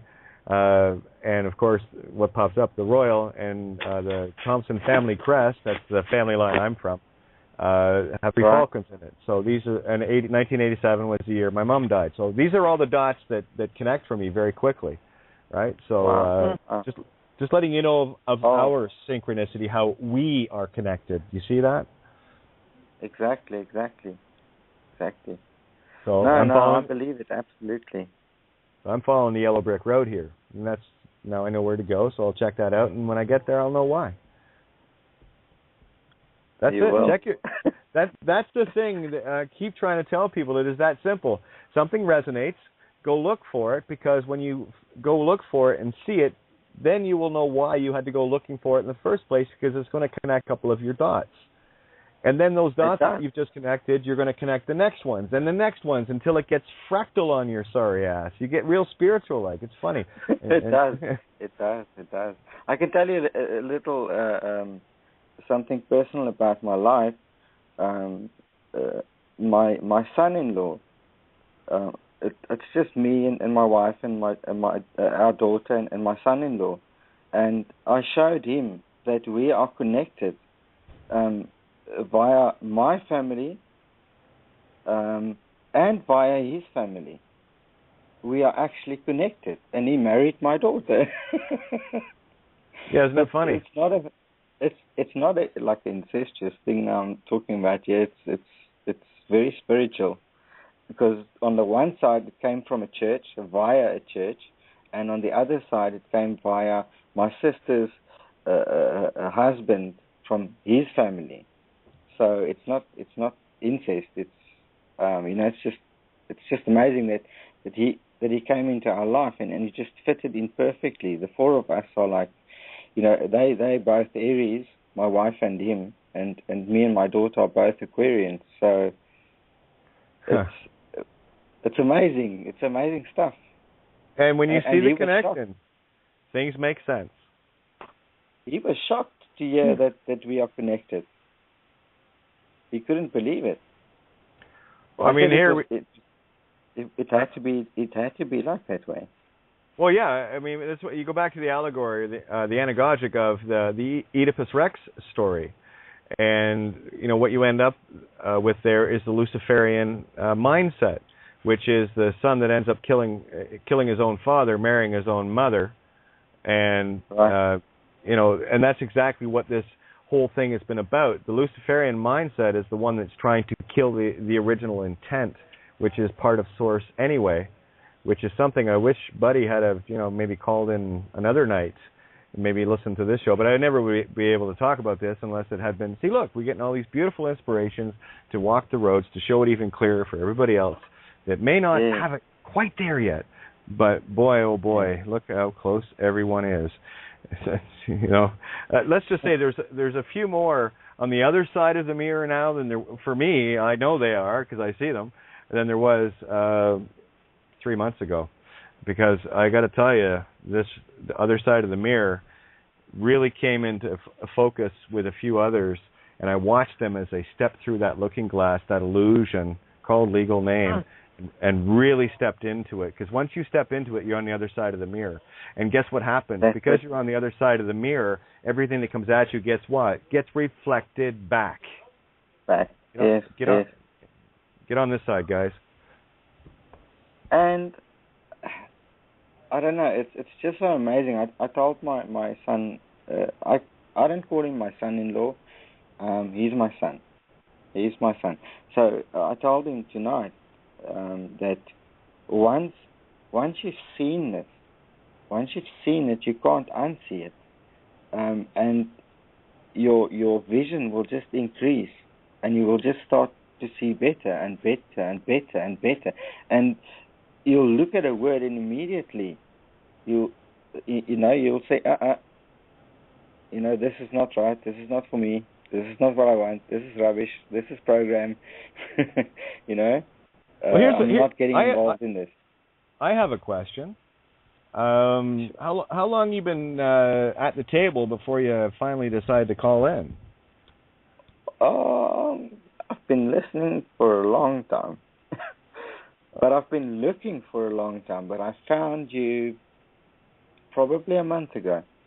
And then I listened to all the back recordings. And I was a little bit scared. No doubt. It's all good. I'm a scary bitch, and there's other things going on, too. I don't see why either, but that's just me, No, you've got to be. You've got to be. Because we are like children. We do not understand. And sometimes you have to either repeat it or repeat it with a little bit of a whip there. I gotta tell you guys, as a radio host, I am spoiled, absolutely spoiled with all of the best first-time callers. I get them all here. Listen back over the shows for the last while, guys, and the first-time callers coming in and the stuff they're sharing, and it's like, first-time caller? Really? Where have you been? But it is beautiful. It's like all the first-time callers that show up here, they're like, I get this shit, man, and wow, and yeah, because I know. It's the answer. We know there's something wrong, but you don't know what, and then you get the answer, and then you start fighting with the answer to disprove it, and then the more you fight it to disprove it, the more you prove it. I know. And it's amazing, man. It's amazing. I'm the son of a preacher man. What can I say? Yeah, there you go. I guess I should have got you in sooner. Maybe you could have dealt with, but no, it's all good. And I'm glad, because that just tells me anagogically that if that's the best religion has got to offer now, they're toast. Yeah. Amen. I must say, mirror. Christian, our beliefs were very different from very young, very different. Very different. Well, that's the thing, see, the real argument, if anybody thinks there is one, is are you going to do what Jesus said, or are you going to do what some guy or girl on a pulpit interprets it as to what he said so that they can control you? Which one are you picking there? I pick J-Boy. I'm good. I'll pick the truth rebel every time. I'm blessed really, really blessed of the fact that I was taught this from a young age that God is not somewhere up there. The earth is round. If you point up to heaven, heaven is very, Australians point downwards if I point upwards. So, heaven can't be there. I was taught those things from a very young age. Don't wait for some physical being to come on a cloud. It's not going to happen, because you can't stand on a cloud. Cloud is water, that type of thing. So for me now, currently, what really is happening, the Christ that they are all waiting for is coming. And he's coming on the clouds that they're expecting, but the clouds look a little bit different. It's a little bit of your knowledge and a little bit of everybody at the table's knowledge that's coming. that truth is coming. It's a big cloud. Come on aboard. It's a big cloud. So it might frighten you in the beginning. But yes, I was fortunate that I was taught, that Jesus was just an ordinary man, and but he managed to do something, He figured it out. To actually start living. Yes, that's right. Figure it out. We would have already been there, but unfortunately, they didn't have internet providers around the Sea of Galilee at the time, and all the planetary servers were down. when the internet came, and everybody was using it for all these different things, my very first thought was, you know what? How can we use this? To change the world? Right on this? Yes. Right. Yeah. To show Funny. But we're the same, guys. We're the same. It's funny, you and I had the same thought with the internet. I'm thinking, wow, what a powerful medium to get word out to. Yeah. Oh, I can talk to the whole planet now. Oh, good. I got lots to say. I love it. Do you guys remember news groups? To you guys, I love it. Oh, news groups, yeah.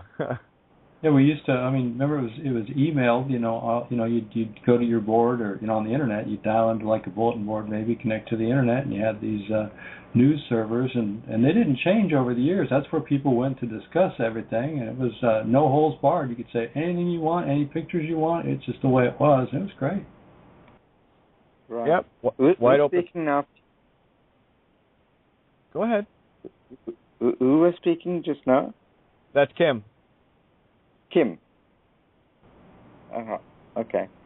Does Kim run a show or? No. Kim's a troublemaker in the lighthouse. Yep. Okay. Everyone's got to have the rabble rouser, and Kim's it. If you guys have any graphics done or whatever, just send it my way. I am a web designer, but I'm giving that up. I'm just going to do graphic design, and we're going to buy a farm. So soon you guys can all come and have a rest there. I was going to say, why go buy a farm? You know what happens when you buy the farm, right? That means you're dead. How about you just go find one out that might have a foreclosure sign on it, take the sign off, and move in. You know who you are. You know what I want to do? I want to claim sovereignty over that piece of land. I want to declare it an island. To who? Declare it to yourself. It's yours. To myself. You don't need anybody to declare it for you. And it's a no-fly zone to anybody. It's a no-fly zone. They do it to us. We're going to do it to them. Finish and close. Yeah, well, all's fair in love and war. And if that earlier gentleman, religiocosis chosenitis sufferer, thinks I have anything but love for him, you have no idea, my friend. I am unconditional, and I'll do whatever it takes to wake your sorry ass up until you never offended again. And you hate doing that stuff anyway. Stupid. Well, yeah, I do. But at the same time, I said it. So there's people asking, okay, well, someone's looking for a bitch rant. I've had a few people. I guess some other people are scripting this for me. I have no problem. I'll fill whatever roles needed here, so I accept all things. And, we'll have a bit of fun doing it. That's just kind of how it works with me. Well, that's excellent. Excellent. No, really, I'm amazed. So if you're a graphic designer, you want to talk to Bran over here, and then it was George, with the G, the brother that does all the YouTubes, Giuseppe, yeah, absolutely. Yeah, so if you get in touch with Giuseppe and Brant, and you like graphics, I'm sure you'd join the team, brother. Okay, well, let me just say this: when I get Jean added into the Lighthouse, I would ask others in the room to take him by the hand and let him know who he needs to be in touch with, and just pass around the Skype contacts and get everybody connected. Okay, and then whatever you feel like doing, you're going to be where you're going to be for a reason, so sort it out for yourself. We're just here to connect dots and give a platform for people to have the opportunity to connect those dots. And all you got to do is ask. You know, someone asked. And listen, I want that bus convoy here as well. Eh? Well, there you go. Go find a bus. You know, put it out there. This is the miracle shit we talk about here. You know, if that is something that's going to resonate with you, just have. Yeah, that's a great idea. I could do that. And but you know, okay. The reason I also have another agenda. You know that they are taking the farms from people and giving it to other people that really don't know how to farm. You know the situation, yeah. I'm not clear on what you were referring to there. One more time, maybe this time I'll get it. Okay, they're taking farms. Farms. Okay, yeah, they're taking farms. Yep. Yeah, they're reallocating the land. So they're taking farms. Not anymore. Yeah, they take it. We want to stop that. It's already stopped. And I think is it?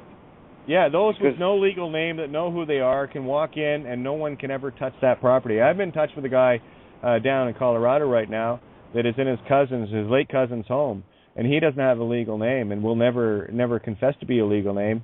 And the home that he's in right now, they can't close the estate. It's his. And the only ones that showed up were the family that were looking for something, and he was on his way there to help her out, and she died a couple of days before he got there. And he was there to go and take care of her. His other cousin had died, or her husband had died 8 years previously, and he was going up to help take care of her. And as a result, he knows who he is, and he's already talked to a bunch of cops and what have you, have been texting back and forth. That have been, and of course, the family that were coming in to see what they can get were going to be hiring attorneys, whatever. And he knows that. And I told him, we had a great chat about it. He knows that no legal name, no joinder. They can't move a living soul out of that home. That's your home now. We got to get that knowledge to our farmers here. You see. Yeah, well, you have it now, so there you go. Get the word out. That's my job. I got to get it out. Well, the easiest way to do it is go grab a farm. I'm going to. McDonald grabbed the farm. I knew I was a rebel from the start, but anyway. Yeah, we don't buy the farm around here. We just live on them. Good. And no plates here. I'm a little bit scared, but I'm going to do it. Go have some fun, you know. If you have to, take a few baby steps ahead. You know what the truth is, and if you want to, just practice a little bit. It's like this is the thing about phone calls with me. I don't know what I'm going to say. I have no idea. I've never done this before, so I'll take 2 or 3 phone calls to get in the groove. Oh yeah, I should have said that better. So I'm actually training myself as I do these phone calls, and how can I rook them even deeper on the next one? And that's the only way I think.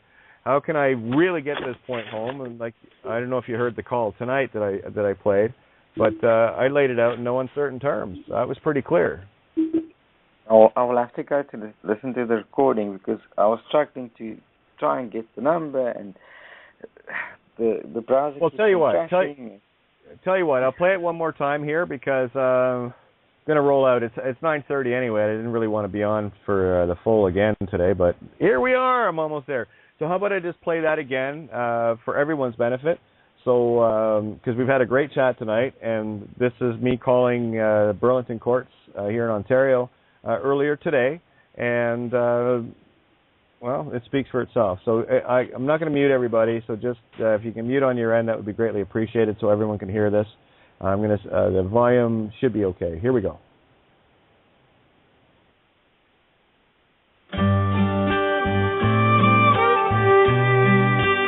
Halton Court Services.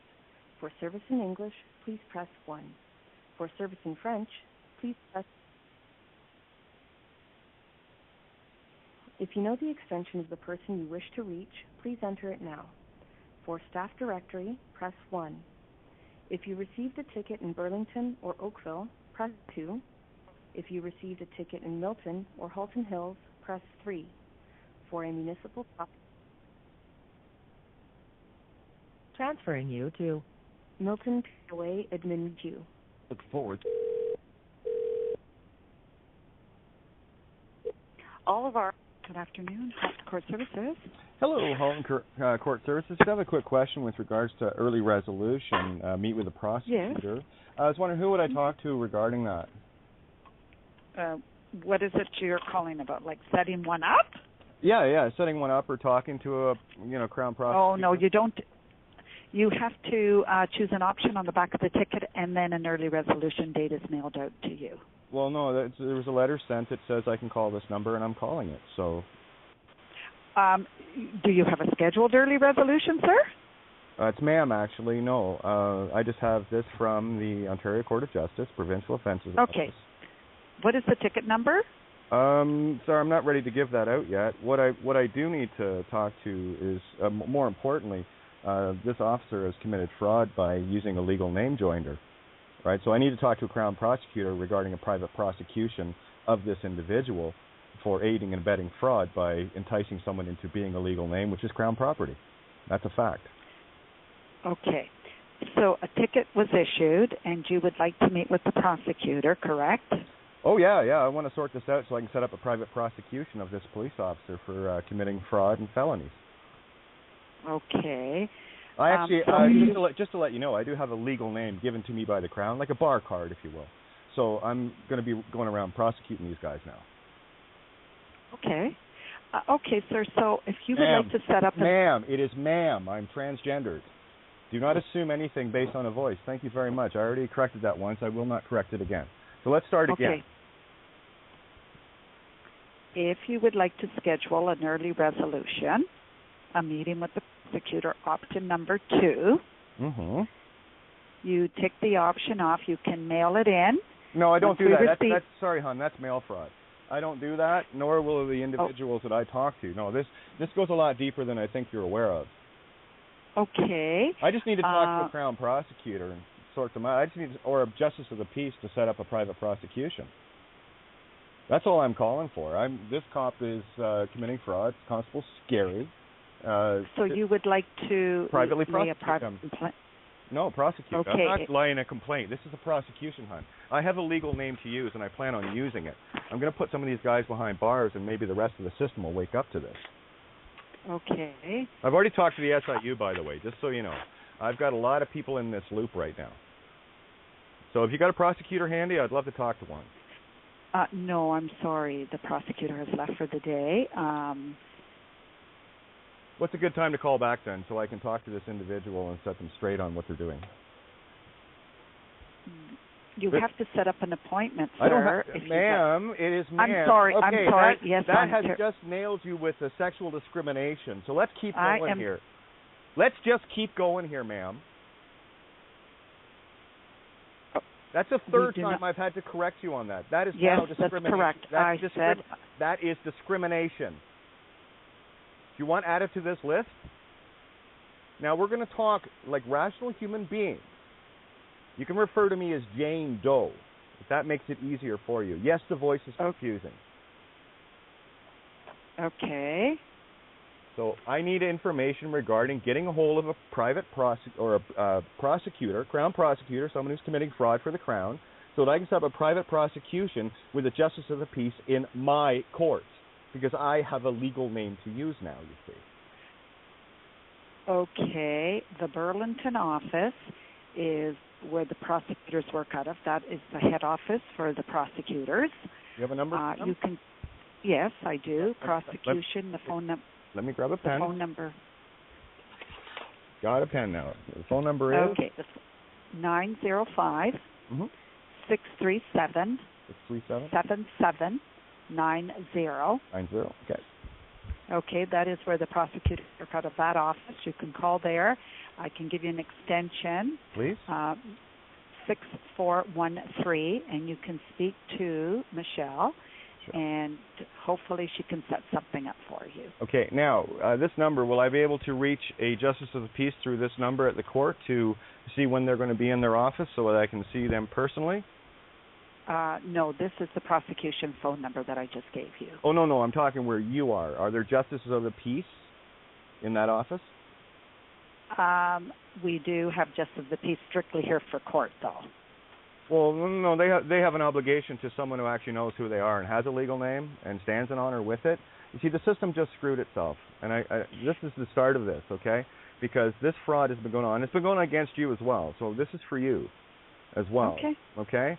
I'm done with these guys walking around with their guns, scaring people, enticing them, literally killing them legally by asking for a legal name that is Crown property. It's an instant state of fraud that they entice somebody into.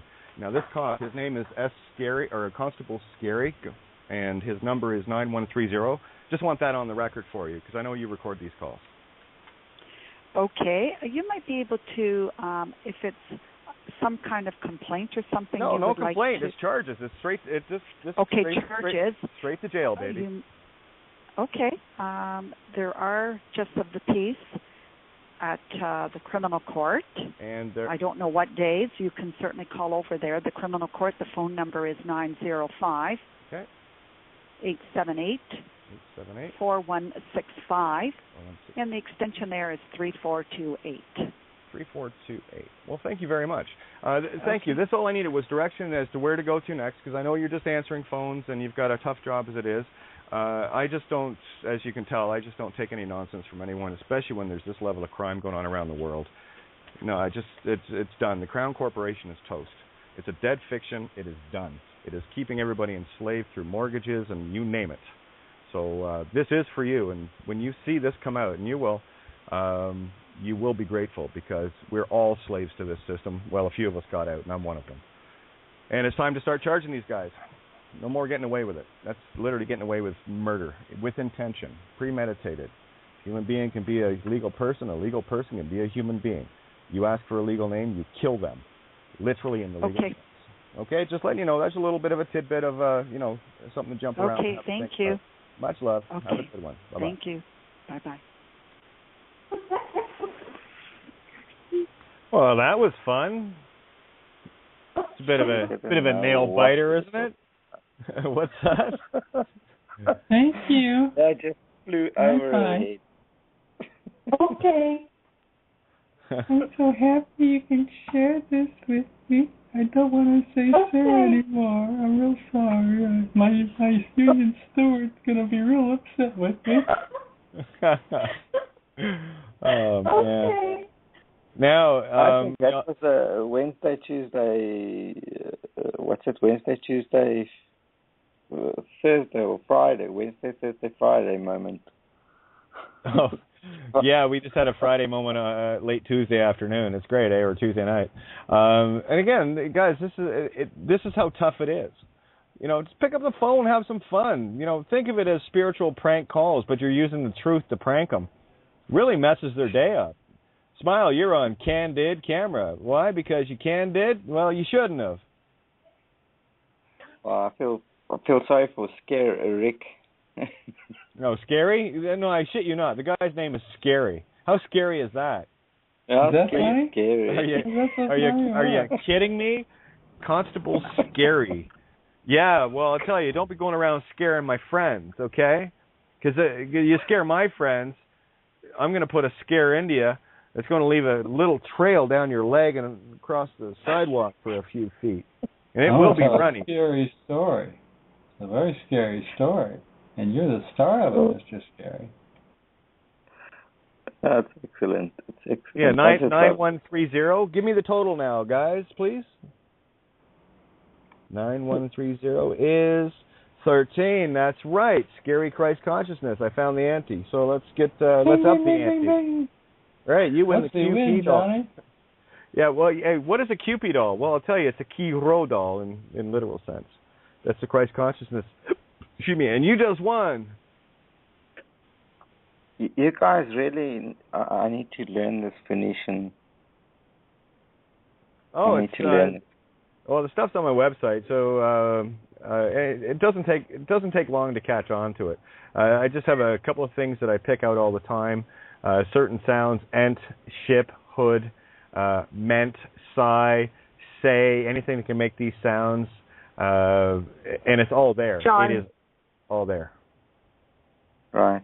Yeah, I've picked up on a couple of that, even in our language. English and native language is Afrikaans. which is a form of Dutch. Yep. It's quite interesting how the English and the Afrikaans is exactly the same thing. It works in every language. Totally That's the thing about phonics. It is the phoenix that rises you out of the ashes of language. It works in every language. Yeah, that's mad. It's amazing. That's the yellow brick road. And when people see that, when they see just that, then they see the miracles and things start really making sense. And you were right all along that there's got to be something bigger to this. We're getting duped somewhere. We're really messing ourselves up here because we're infinite beings. What the hell are we doing here? We're going to have some fun, but we need the contrast. So we're finished with the contrast now. We're just doing the cleanup. Hooked on phonics. Hooked on phonics, baby. Okay. Go catch your Piscean fish now. Yeah, go ahead. I knew this was coming from. I knew this was coming from transgendered. You too, generation. Huh? Yeah, I knew it too. I was 3. I was 3, and I was literally praying to not. I didn't want to go through with this. I know, me too. Old. Hun, I was the same way. I cried myself to sleep night after night. Every night. Praying to wake up properly. Please. Yeah. I got to move to different schools. Shit, it was a bitch. Man, so it happened to you as well. Oh yeah, I mean the one. The hey, who we got? Hi, Kate. It's Iris. Hi, Iris. Darling. Hi, everybody. Hi. So there comes the Iris. It happened to me too. I used to cry myself to sleep every night, and I would feel like someone was literally choking me. And I even had suicidal thoughts to throw myself out of the window. I was just a young little, teenager, 10, 11, 12, 13, around that age. Right. Yeah, me too. We ran the gauntlet. See, that's the thing. People forget the transgender community has the highest suicide rate of all the LGBTs, and that's it is such an intense. For me, anyway, I will only speak for me. But the war inside me that raged was intense is not even a word I can describe. It's literally, as I used to describe it to people, still do. When you wake up in the morning, you wake up to your day-to-day dream. When I'm on the other side, I'm me. When I wake up, this is my nightmare. Yeah. Every day. Put in a different game piece. That's all. Everybody else put in a different game piece, and it's not so bad. I mean, we learned some shit. But for me, I was 5 years before you guys, and just something was not right. Something didn't fit in, and I knew it, and yet you couldn't explain it. Shit, I didn't even really figure it out till very recently. Well, yeah, trans-G-ender. That's the across the hex enders. That's the enders game. And AIM or AME or AME, I'm not sure the pronunciation of it in French. AME in French means soul. So when you have game, you have hex, soul. And remember, law is based mostly in French. French, yeah. Beautiful. Wow. So you also did?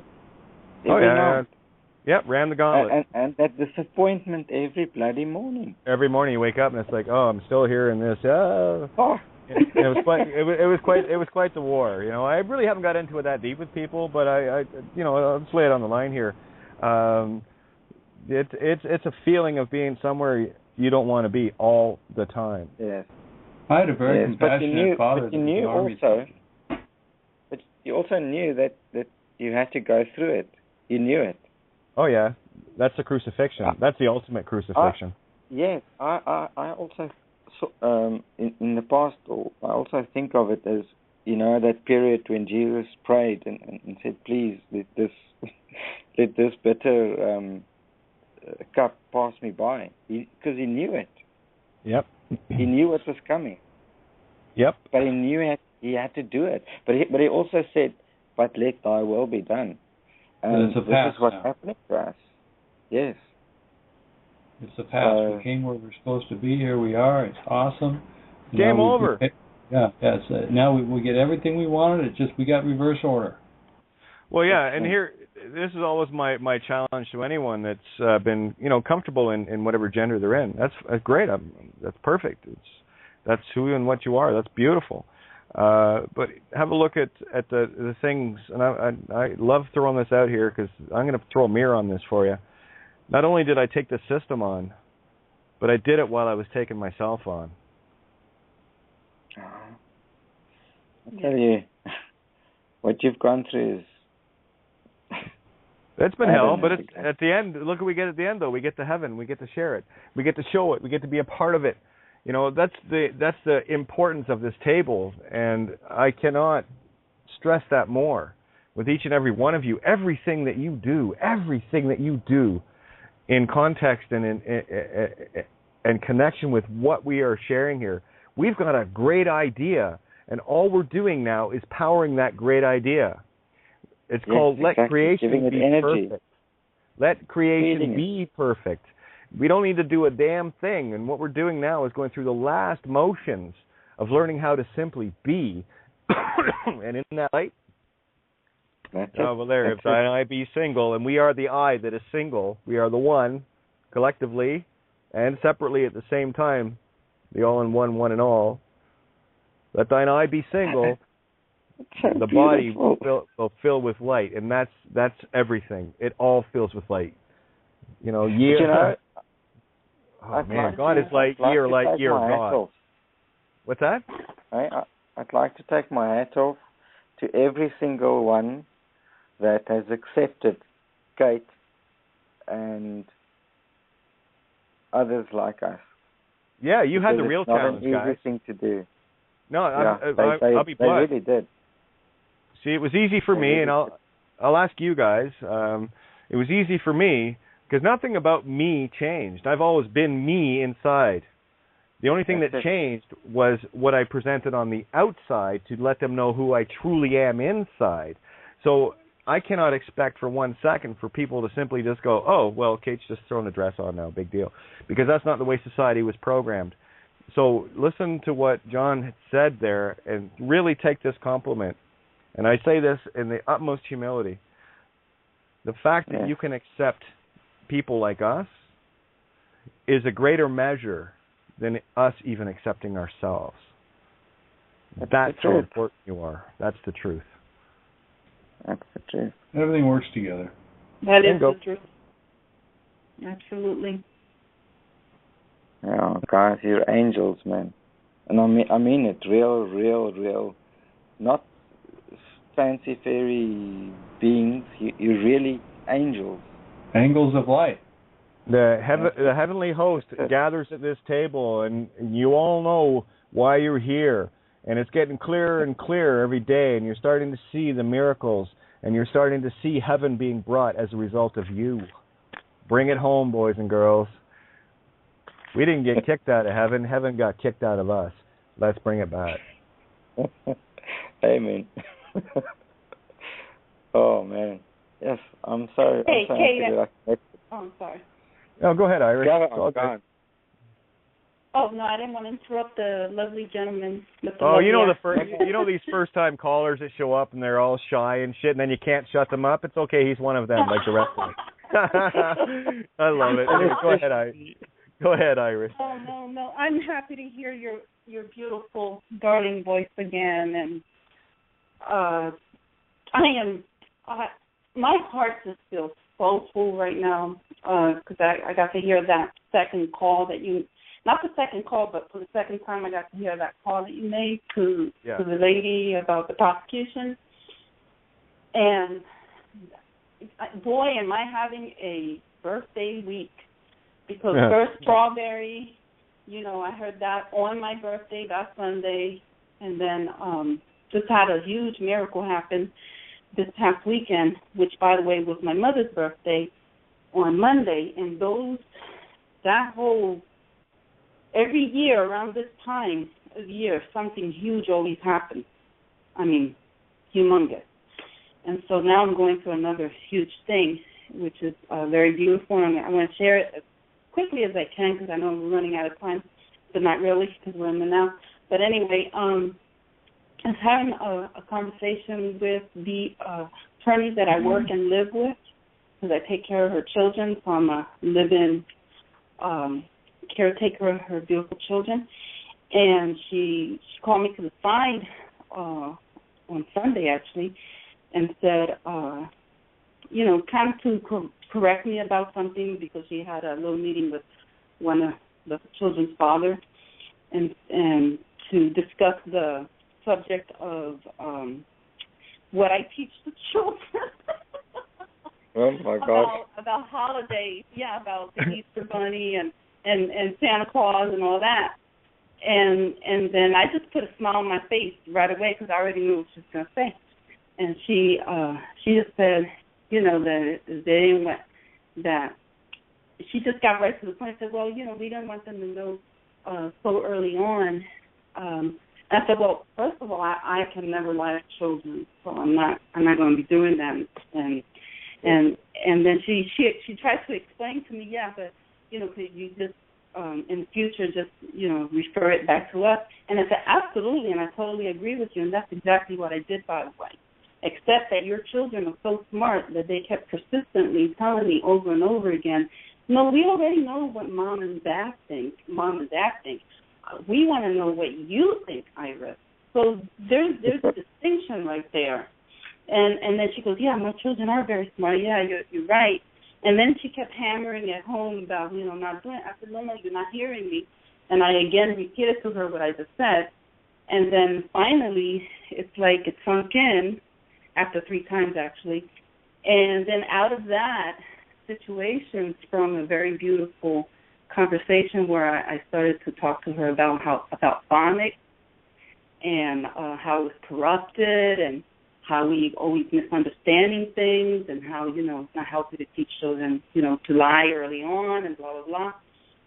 And then the most beautiful thing happened. She just got this aha look in her face, and she said, well, could you direct me to a website about the phonics stuff that you're looking into? And I have this big smile on my face. I'd be really happy to. She opened the door willingly for me to walk through, because in the past, when the whole accident happened with the car and everything, which, by the way, I'm handing in my last payment that I owe her for paying up, that I'll be done by this Friday, which is perfect. And now it's just a matter of seeing what the universe is going to do, because I'm just following. Yeah, what would be fun to do in that situation is send her over to, I don't know, prisonplanet.com or something. I'm kidding. No, that's you are the resistance to fear porn. Yes, I know. Thank you, Alex, for recognizing me yet again. Jack, your comments? You want me to stop or slow down? No, keep it rolling, Jack. You're doing just fucking peachy. I love you. No, what a way to wrap up. And I'll tell you, these conversations are what'll keep me at this table with bated breath, listening so closely, waiting to hear this beautiful stuff coming out of you. The only thing that gets me boring is if I have to listen to myself talk for too long, because I don't want to hear me. I hear me all the time. I want to hear you. And when you come to this table and you share this stuff, I'm sitting here, I'm right beside the Christmas tree, and it's my fucking birthday. And I'm loving every minute of it. Because I'll tell you what this does, because I know the gift that you are giving me, you are giving to everyone in humanity and across this universe at this table, and all you're doing is empowering those to take that one more little step. Can you do it? Yes, you can, because universe has you. You stand in truth, and nothing gets through. And I mean nothing gets through. You want to go and get your mom or dad? Well, fucking check mine out.